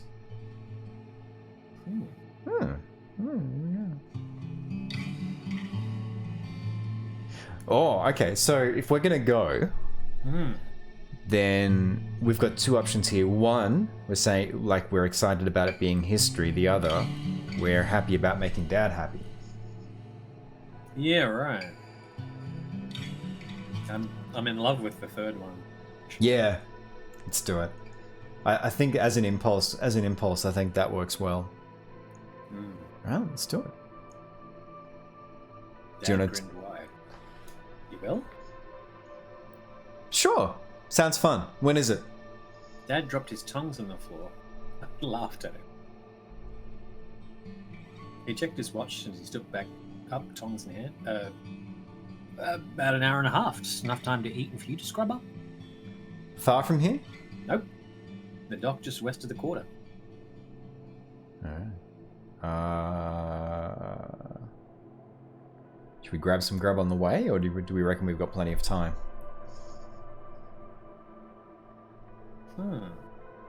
I'm feeling the second option because that's my character flaw is always assuming I have plenty of time. I hear ya. But either of those are good. Plenty of time. Alright, let's do it. By the way, can I direct your attention to look at the sunsets over there? I know, right? Yeah. Yeah, gorgeous. Like, photorealistic. Yeah. Alright. Although, you can see that kind of just splatter of paint on the kind of edges of the clouds there.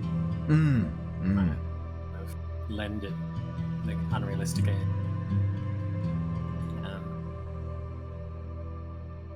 That'd be swell. I walked to the pantry and took out the bread, filled the toaster. I'm excited, I'm glad. he said. I was genuinely excited. I felt happy. Happy that Dad was happy. Happy that we had plans together. I was happy we were going to spend the day out on the Mississippi. Hey, so I've just noticed some set of little cracks in it. The music, there's a certain bit at this kind of ambient mix where it gets to a point where there's a lot of noise and then it just cuts out, like to flat, like no sound at all. It's a little bit jarring, I must admit. Gotcha. Yeah, I mean, we've got to keep in mind this is still an alpha build. So yeah, a lot of those things in terms of usability will get tweaked over time. Great. Yeah. Because I think I know the crescendo you're talking about, and it's a really gorgeous dramatic build. Yeah. Yeah. And then there's nothing in it. I don't know if it'd be better to fade out, but not to say that I'm not in love with the music because it is great. We ate and chatted about the band he saw on Frenchman Street. His eyes lit up when he spoke, and I couldn't help but grin the whole time. I put our plates in the washer when we were done. I gotta head upstairs for a bit, I said. Don't be long. Alright, do you want to tag back in now? Yeah, sure. I think I stepped on you before and stole the narration. Oh, good man. Well, it's good to know that we have a bit more. Yeah. I wouldn't be. Just a quick shower.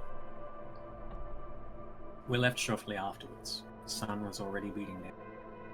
We walked down to Canal Street at the edge of the quarter and crossed, heading past the casino down toward the mall, the dock, Mississippi. I leant on the railing while Dad lined up at the booth to buy our ticket. The water was murky and brown, but Christ, even feeling the way I was, the sight of the Mississippi was amazing.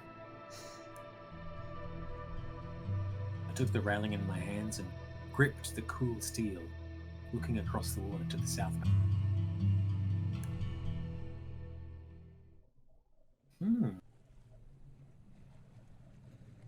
Tag back?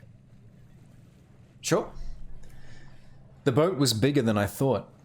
Not that I really know boats or what size they should be or whatever. It was bigger than a tugboat, smaller than a cruise ship. Maybe 4 floors, and you needed to cross on one of those plank things with the chain railing. That's nice. Like, you get the sense of her going like, it's boat. Plank gang? No, wait, gangplank. No, that's not right. Queen Creole was painted on the side in green letters. What do you think, kiddo? Dad said, handing me a ticket. I took it off him and looked back at the ship. I like this option. This one feels simple. This one feels snooty. Yeah, for sure. Not as fancy as the ones at Santa Monica. She's really describing a riverboat. Yeah. Yeah, this feels non-committal. Like she, from the previous text, like she doesn't really know boats, so she's like, it's big. It's a paddle seaman. Yeah. Something akin to... I'm gonna make our fortune playing poker. It's about the same size as the Natchez. What's the Natchez? The riverboat? It's one of the oldest ones, and it still runs. Dad smiled wide. It's definitely more aimed at tourists, but I'd really like to try it. I like this. This is cute. Like a gentle rib of like, because as well, like this is actually reminding him of a good thing. It's like this is an experience that you're allowed to take because we're new to the city. Don't feel like you've got to be too cool for school. Mm-hmm. Yeah. How do you feel about that? Oh, the only thing that I have against it is we're not really tourists. This is where we live now. All right. Yeah. Okay. Let's go for number 2 then. Either way. Maybe we can go sometime. I smiled. Dad's face lit up. You really want it? I shrugged, smiling. Sure. I guess. Oh, you'd love it, kiddo. He said. They have jazz music and catered dinner, and it's one of the oldest ships in the country. Once again, that art. God damn. Yeah. I mean, this is one of the most famous rivers in the world. You know, it's like we both grew up in Brisbane, and Brisbane River is not a famous river. I think the most famous river in Australia is the Murray. Yeah. But Mississippi is talked about. It's a tourist destination. There it is. Yeah. It's pop culture legend. I laughed. How about we focus on one boat at a time? Sorry. Dad grinned. I guess I'm just happy you want to spend time with me.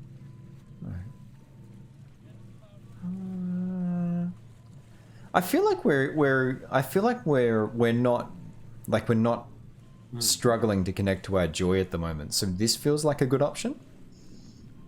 Yeah, okay. Yeah, like there's a feeling of weirdness, but we've had some light banter, so I don't feel like we're a smile would be hard to come by.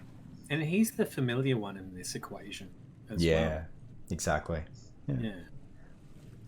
It'll be fun. I like hanging out. Come on. He said. Let's go aboard. We walked over to the plank thing where a sloppy dude was sweating through his shirt and tie. He asked to scan our tickets, then waved us on. Sloppy dude. I like that. The steel plank creaked under our footsteps. I thought about it snapping and plunging into the murky waters. Just for a moment, though. We stepped onto the deck and Dad looked around excitedly. I'm going to head up top, get a good view. Alright, what are you feeling here?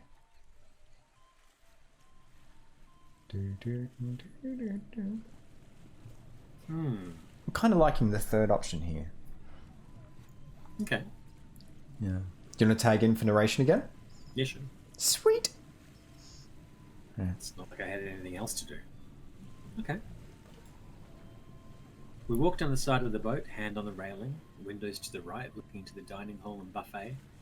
I dropped the tea this time. I watched Dad ascend and the almost comically narrow staircase at the top. Followed him up. All right. We went up that high, but it was windy. Rows of white seats bolted to the deck, laid out like church pews. I could see out across the French Quarter. The city was beautiful, even as I winced against the sun reflecting off white.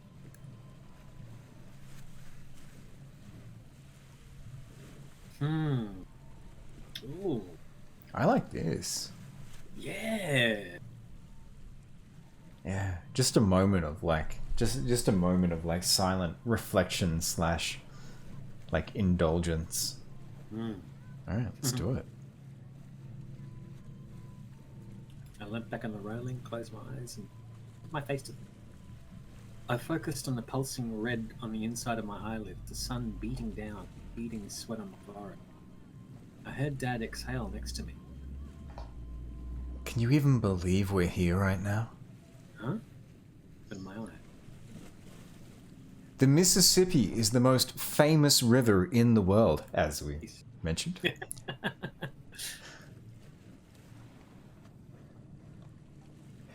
It was the key to the whole of the United States, and we're here, right here, now.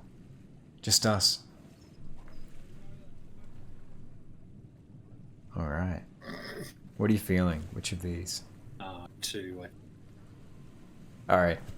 You gonna give us the line and then we'll go on? You think it's more famous than the Nile? It's the inevitable question. Dad scoffed. Please, kiddo. Nobody cares about some river in Uganda or wherever. He sighed, smiling into the sun.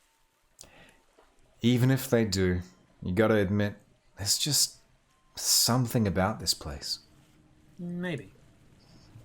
I watched more tourists make it up the tiny staircase, cameras around their necks, big hats on their head. They found a spot at the pews and waited for the boat to kick off. Oh. I think I know which one you're feeling. You're feeling the second option? Yeah. We just ate breakfast. What the hell? Yeah, it's a moment in time. Besides, yes, that's definitely the better option. Yeah, it's a moment in time. Yeah, we did just eat breakfast, you're right. But yeah, it's a good moment in time. All right. Do you want to give us that line and then we'll move on? I turned about, stood next to Dad, and rested my head on his shoulder. Do you want me to tag in on a narration? Yeah, please. All right, let's do it. Dad smiled, kissed me on the top of my head.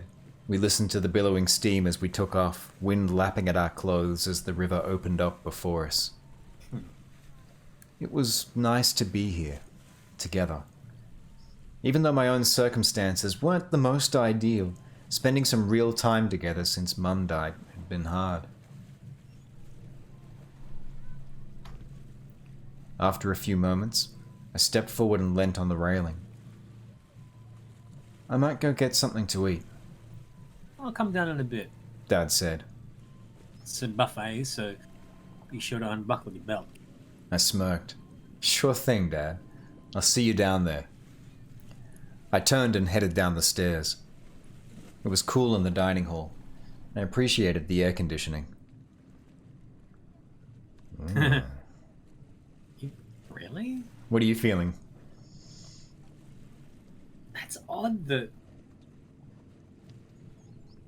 Odd that We did just eat breakfast, right? we had a light. Yeah, we had a light meal to like. Oh, okay.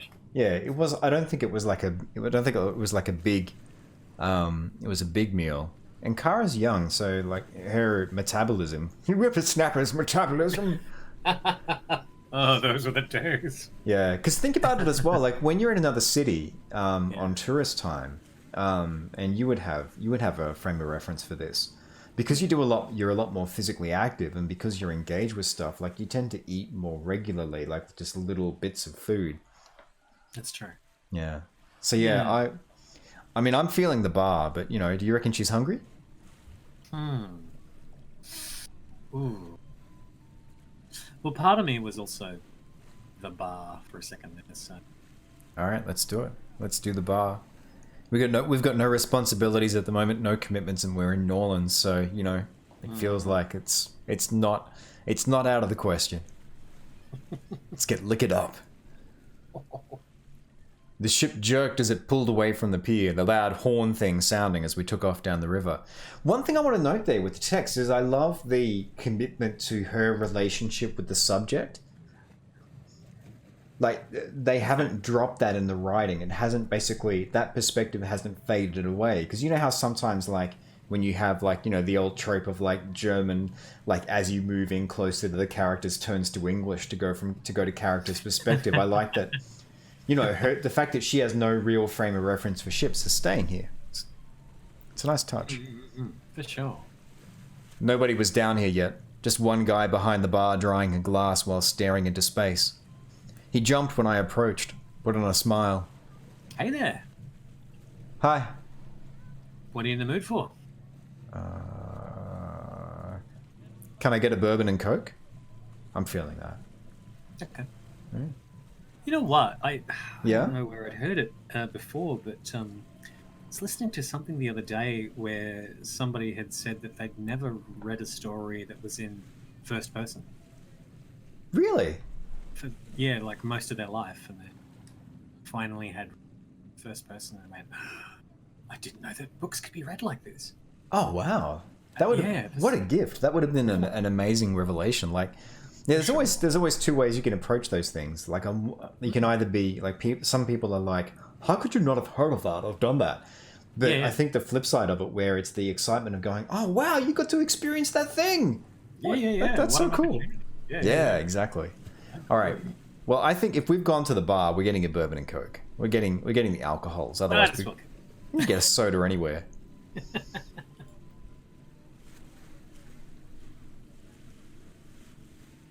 All right, bartender. Sure thing. Can I grab some ID? I showed him my license and paid. The drink wasn't that strong. I headed towards the buffet. The waitstaff behind the steaming dishes were on their phones, leaning on the wall, probably dreading me wandering up to ruin their day. Hey there.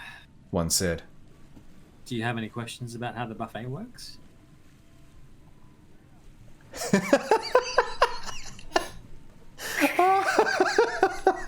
Oh, the second option I think is just too good. Nice. Yeah. I like it.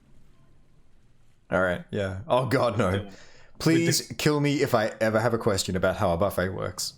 Internal voice. Probably a little too arch to say to a stranger, but yeah. I blinked at her. No, I think I get it. She smiled blankly.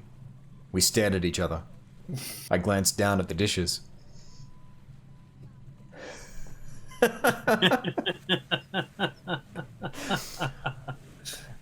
One of the tragedies of tourist buffets, no matter where you go, like it's the same, same kind of generic options. Oh, linguine and yeah, a red. Oh, thanks for that red pasta sauce. Yeah. Awesome. We feeling brave, or are we going to go for the pasta?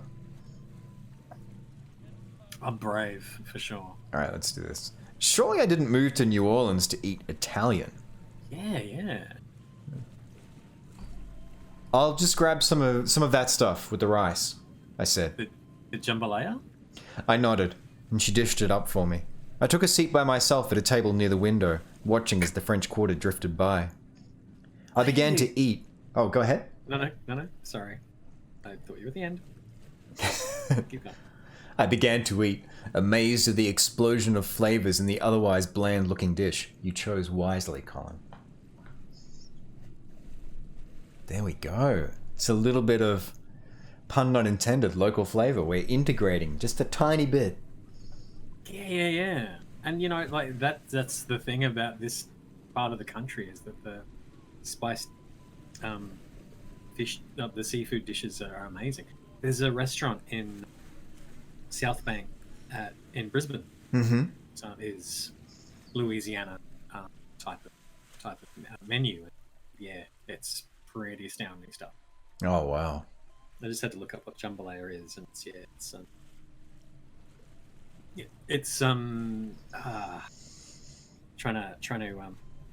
It's a rice-based dish, not unlike a paella. Is that fair? Yeah. Right. That's the other thing I was trying to think of. Paella. Yeah. Got it. Yeah.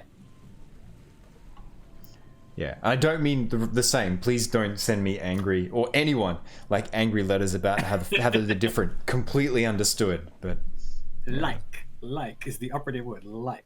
Yeah, similar, analogous. A few minutes later, the door to the dining room opened and a tubby dude in a baseball cap wandered in. I watched him squint through his glasses and look up and down the dining hall before spying the buffet and slinging his backpack over his shoulder. He then immediately tripped on his shoelaces and fell over. Oh. You renegade or paragon this. Well, there's two valid options here, because I feel like we could take a little bit of schadenfreude at someone else being uncomfortable given the discomfort we felt, or we can do the nice thing here. This I think goes to like the core of her character. So I'm feeling probably the second option. It's my instinct, yeah, for sure. Let's do that. Shit, are you okay? I'm fine. He said, exasperated as he got back to his feet. Just me being a fat guy and running too fast for the food. He laughed. I smiled at him, watched him walk up to the buffet to fill his plate. I looked back to my food and poked idly at it with my fork. Oh, lost our appetite. The tubby guy got his plate, sat down opposite at the table next to mine. He smiled at me, wiped his head before putting his hat back on. The hat read Tours in boring brown letters.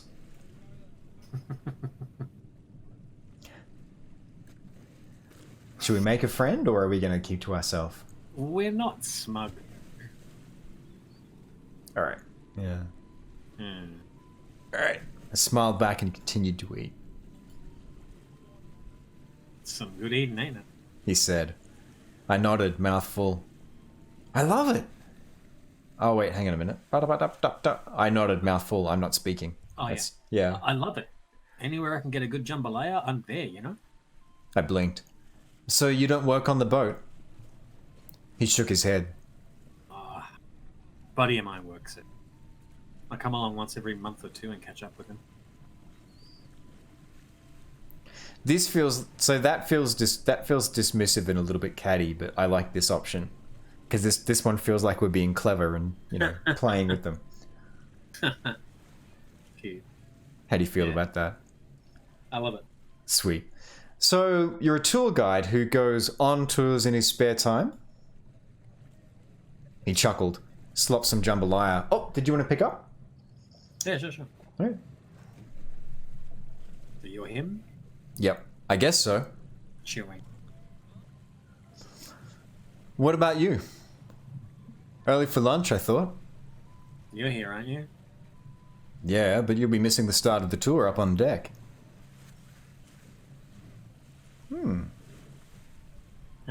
What are you feeling?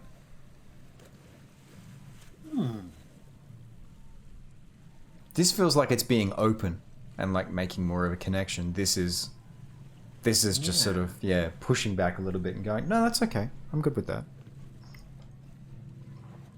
Yeah, I like the attempt at being open as well. Yeah.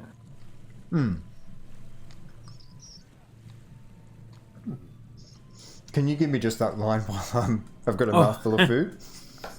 To be honest, I'm more here because I'm spending time with my dad.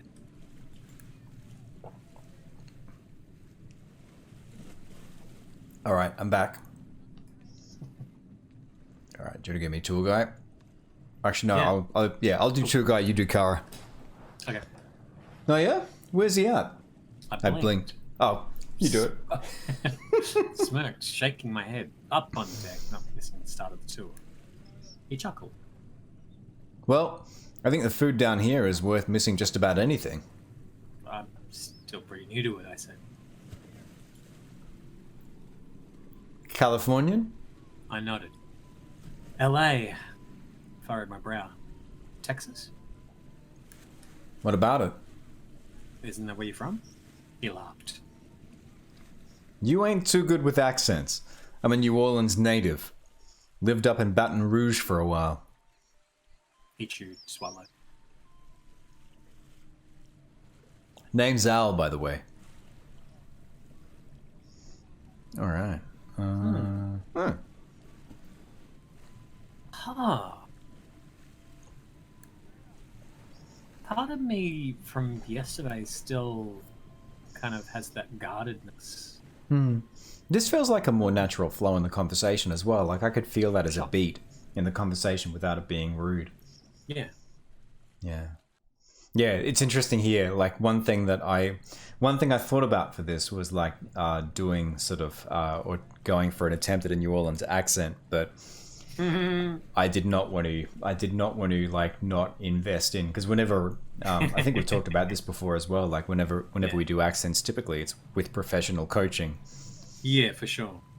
I know Yeah. that if I tried a New Orleans accent right now, I would just drift northwest, I should say. I'd just go straight to Texas, and it would just be horrible for everyone. Yeah, and especially given like how much I know, like Brian loves this city. The last thing I want to do is like murder the feeling of it. Yeah. All right, let's go with Kara. I smiled. Kara, I smiled. And what brings you to New Orleans, Cara? Moved here with my dad, I said. Living on Royal Street. Hell, He smiled. you gotta come on one of my tours then. Hey, what's happened here? Why is there a... I think. Oh, that's grayed out because of like this is you were making the Paragon Renegade reference before. That's grayed out because we don't have like the personality traits to match it. Wow. Because we haven't gone for the arch options, and so now that's removed from us. Check out our happiness score now. Yeah. Jealousy -2. I'm getting used to it. Yeah, I feel like we're setting up Kara for just a massive fall. But Uh-oh. Oh dear. yeah. All right, this feels like a natural continuation of the conversation. Sure. Yeah, sweet. What kind of tours do you do? I do walking tours in the French Quarter. Should learn a thing or two about your new neighborhood. He said. Generic history and stuff, I said. He shook his head. Nah, I do an architecture tour and one that goes down to the Garden District. Most popular tours are the Voodoo Tour, Ghost Tour. Oh, interesting. So I wonder if that is keyed off belief. Yeah, right. Because that one's not available to us either. Now we're getting into the juicy stuff. Okay. All right. Shall we just go for the straight ghost tour? Part of me was like, my one eyebrow went. All right, let's do the brow raise then.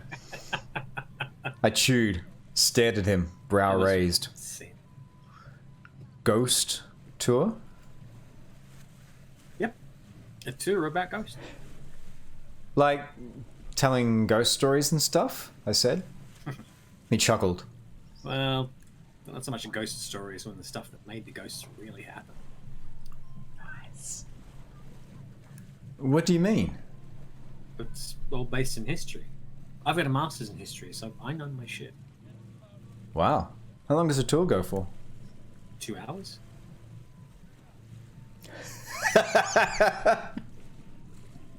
Oh, I like the first option. Yeah. Yeah. How many ghost stories are there for it to take 2 hours? He rose his brows. Oh, Kara, the whole city is haunted to high heaven. What? I reckon that for every building in the French Quarter, there's at least one ghost story to go along with it. Even my house, then. Probably. Well, if you choose to believe that sort of stuff. I like the second option here. I feel like... Yeah. I agree. Just going... Because this is obviously like his frame of reference. Yeah. So rather than going, this is garbage, we're like, why? Poo-pooing your decision to... Yeah. Yeah. Alright, why are there so many ghosts? Well, locals believe if you leave this earth in a violent fashion, they leave your mark behind you. You believe that? He smiled. I do. So, why aren't there any caveman ghosts, Al? Well, maybe they didn't die traumatically. That's a good question, though. Alright. What are you feeling here? This is an interesting one. Reminds me of something that I think I heard Neil deGrasse Tyson say, that if there's life after death, you know, if there's ghosts all over the place, surely there'd be trillions of ghosts on the planet because there's been, you know, trillions of people since the dawn of time. But that's kind of a good it's a good way around it. Yeah. So what do you reckon? First or second here?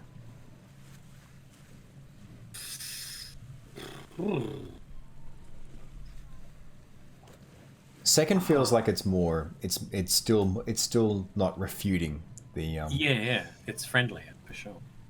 All right, let's go with that. Yeah.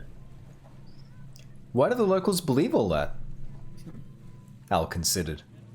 Mix of a lot of things. You had that Haitian and other African traditional religions come to New Orleans with the slave trade, and a lot of those beliefs about spirits stuck around. Also, people from back then in general, like French and Spanish, are all pretty superstitious.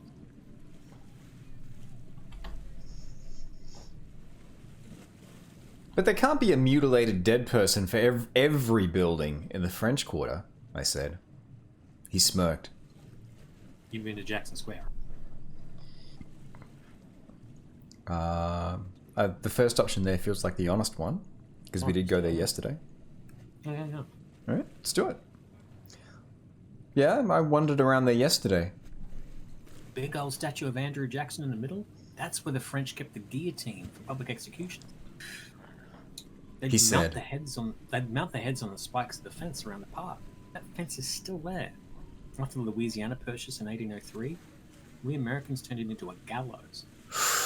Damn, man. And you know what? Maybe that's like made that fence. We were kind of like, wow, it's really well drawn.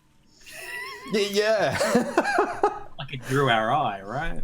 Yeah, that's nice work. Nice work. That's very evocative as an image now. This.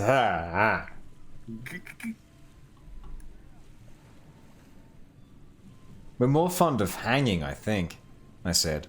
Less messy. Yeah, apparently so. Point is, there are thousands of unmarked graves under the park. And that's before I get into all the slave trade atrocities to happen just by the French Quarter of Mississippi. Oh, I'm feeling this. I'm feeling this, Cole. Yeah? I'm drawn to it as well. Yes! I felt a shiver. Shit. I rubbed my arms, glanced around me for a moment. He chuckled. You look a bit shook up. I shrugged. Yeah, I don't know. Well, why did you come along tonight? Hearing the truth of stuff might stop your imagination running wild. You mean come along to the ghost tour? Yeah. We meet outside at Jack's Brew House at 6. Ooh, options.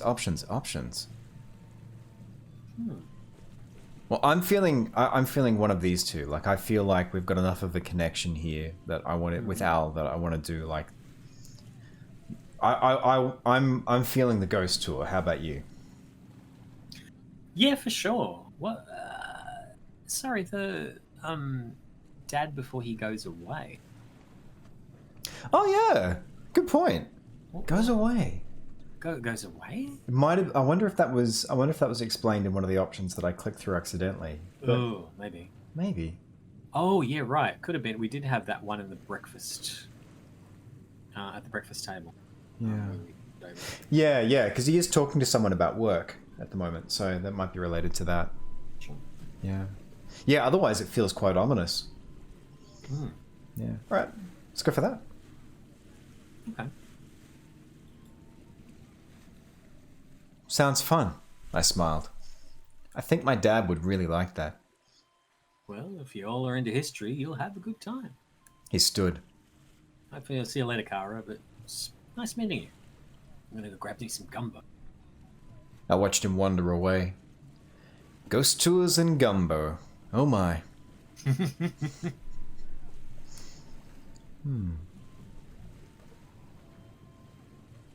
Should we take a moment? Or do you want to go reconnect with Dad?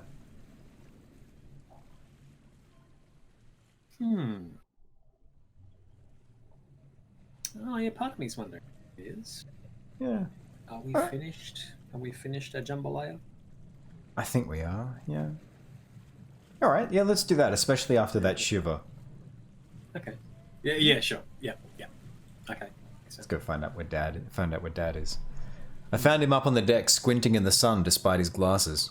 Hey kiddo, how'd he eat? Good, I said, and leant on the railing, looking over the edge to the river rippling out from the boat. How much further? We're about to dock. He pointed across to the riverbank. Not long after docking, we were walked off the boat onto an unassuming stretch of grassy, muddy land. It was thickly humid, and I kept slapping at my arms to kill mosquitoes. The land had a weird, hot tension to it. I wiped my forehead to stop the sweat from running in droplets down my face. I missed the air conditioning on the boat. I love that. It had a weird, hot tension to it. Yeah. A funny old man dressed like a park ranger told us that this was the site of the Battle of New Orleans, the spot where a bunch of pirates, Native Americans, and a couple of white dudes shot a few hundred British soldiers who got stuck in the mud and couldn't run away. Boy, Johnny Horton was way off. Missing something there. I don't know enough about my American history to kind of... Yeah, I'm trying to remember. This intersects with a little bit of pirate history, because the Battle of New Orleans, from memory, was actually when I'm trying to think what it was exactly that happened, but it was a betrayal of the British forces where they basically and there was one betrayal, and I think there was a counter betrayal in there as well. But it ended up being a pretty bloody massacre in terms of like the number of ships that got devastated. But it's been a while since I've read it, so I could be way off. Yeah. Sure. Dad was smiling the whole time. I couldn't see Al anywhere.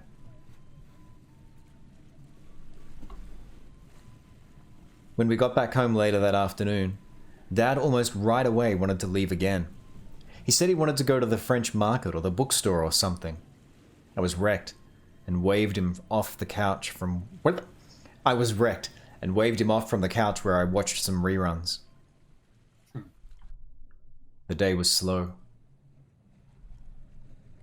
Sometimes, yeah, new cities can be just the wash of kind of new information can be really draining. Yeah. All right, did you want to do some narration for us? Yeah, sure. Dad came home later that day. I sat on the couch and listened to him unpack groceries, and after a few minutes he appeared in the lounge. Hey, kiddo. He said, Good day? Feels like today was a good day. yeah. I don't mind it so much. What do you think? So yeah? Yeah. All right. I smiled. Yeah. He sat down, put his arm around me, I'm glad to hear it. and nuzzled him. We used to sit like this when I was a girl. And he sometimes did. It always made me feel small, and something about that felt comforting. So, what's the plan for tonight? Yeah.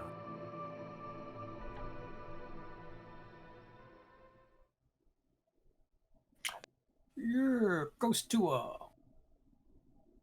All right. Step up to the threshold. From here, there is no turning back. That's... Right. Oh wow, I wonder, like, had we talked to Ty? Ty, I should say, yes. Hmm. Ty or the person with the cigarette yesterday, we have more options here. Yeah. All right. Okay. Meet Al at Jack's Brewhouse and go on a ghost tour.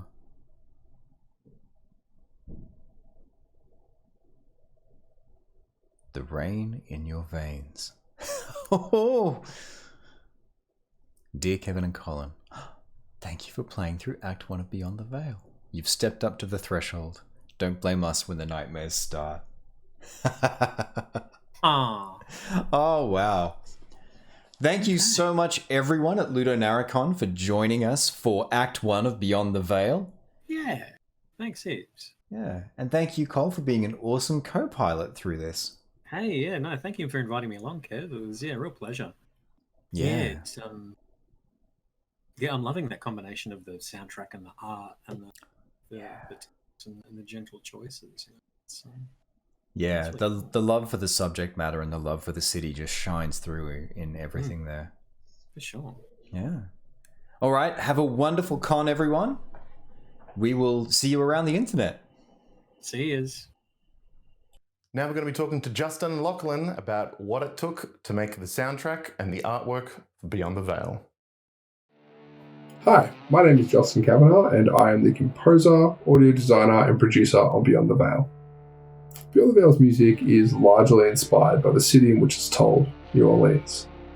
New Orleans has traditionally been a melting pot for a vast array of musical styles that originated in Africa, South America, and all over Europe. For Beyond the Veil, we've chosen to underpin all of its musical aspects with the sound of the blues. Blues is a raw and painful sound that really matches up with the feelings of loss and grief that emanate throughout the story. On top of this blues sound that we've got that underpins the entire soundtrack, for each of the different storylines, we inject a different aspect of New Orleans musical culture.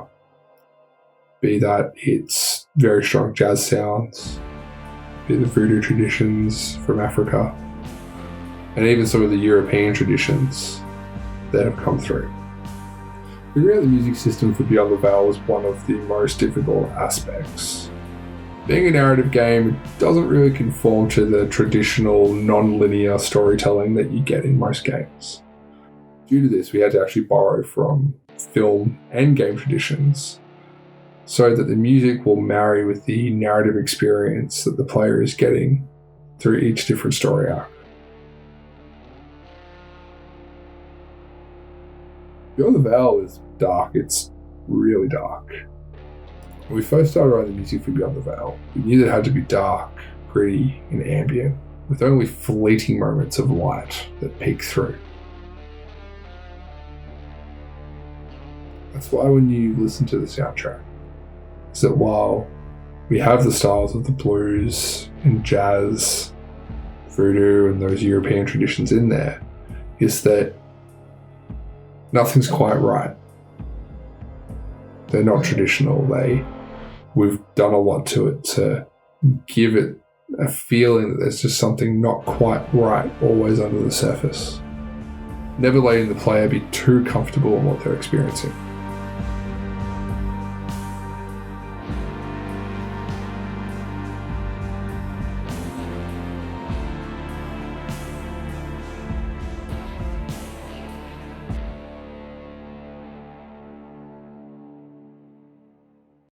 Hi everyone, I'm Lachlan, 2D artist for Beyond the Veil, and today I'm going to talk about some of the art I did working on this project.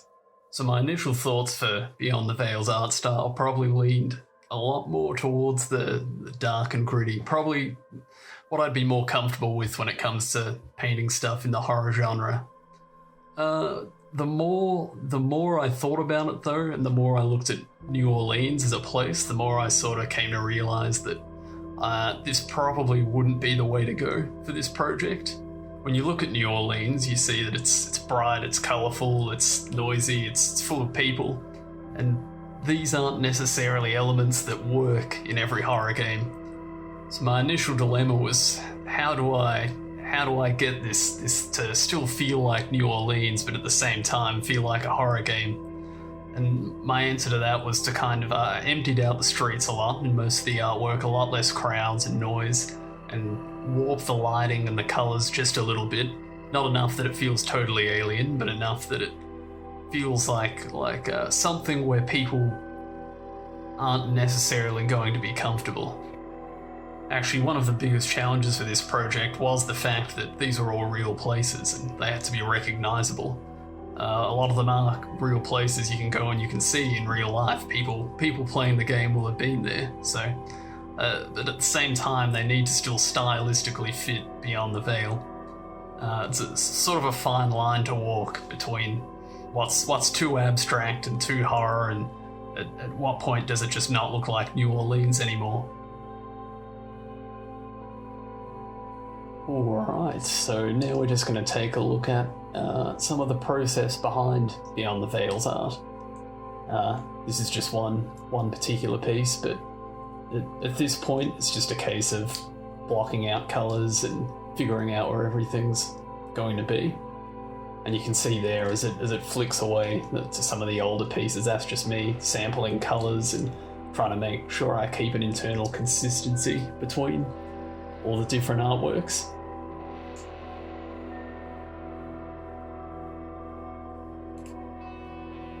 Yeah, so at this point in the image, you're starting to see me bring in photo textures and sections of images, photos I'd taken earlier, stuff off the internet.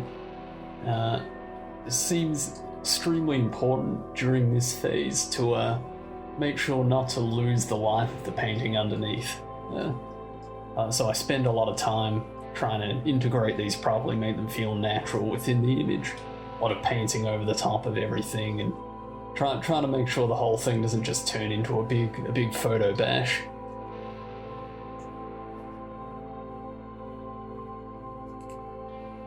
And you can see at this point, once the mood and the lighting's established, and at this point I'm starting to feel fairly happy with where this is going. So it's only then I really start zooming in and working on details and working on the sign, the buildings, the cars.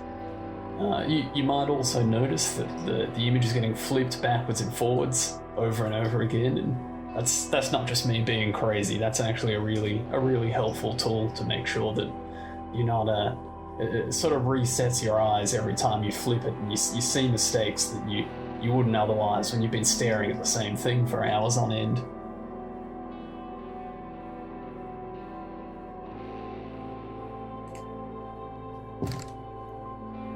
Yeah, and then at this point in the piece, I've got everything where I want it to be and looking roughly how I want it to look. And at this point, it's just working out the little nitty-gritty details, working on lighting, adding shadows where they're supposed to be, tweaking colors, like sharpening some areas, blurring some other areas, and you won't see any major changes at this point. It actually looks like not a lot is happening, but probably the second half of the entire piece is just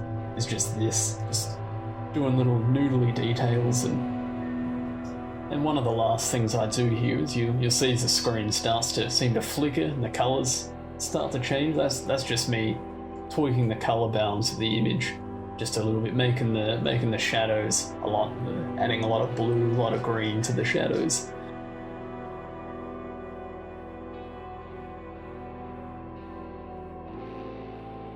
Thanks for watching. I can't wait until you all get a chance to explore the worlds of Beyond the Veil, and I think it's going to be a lot of fun.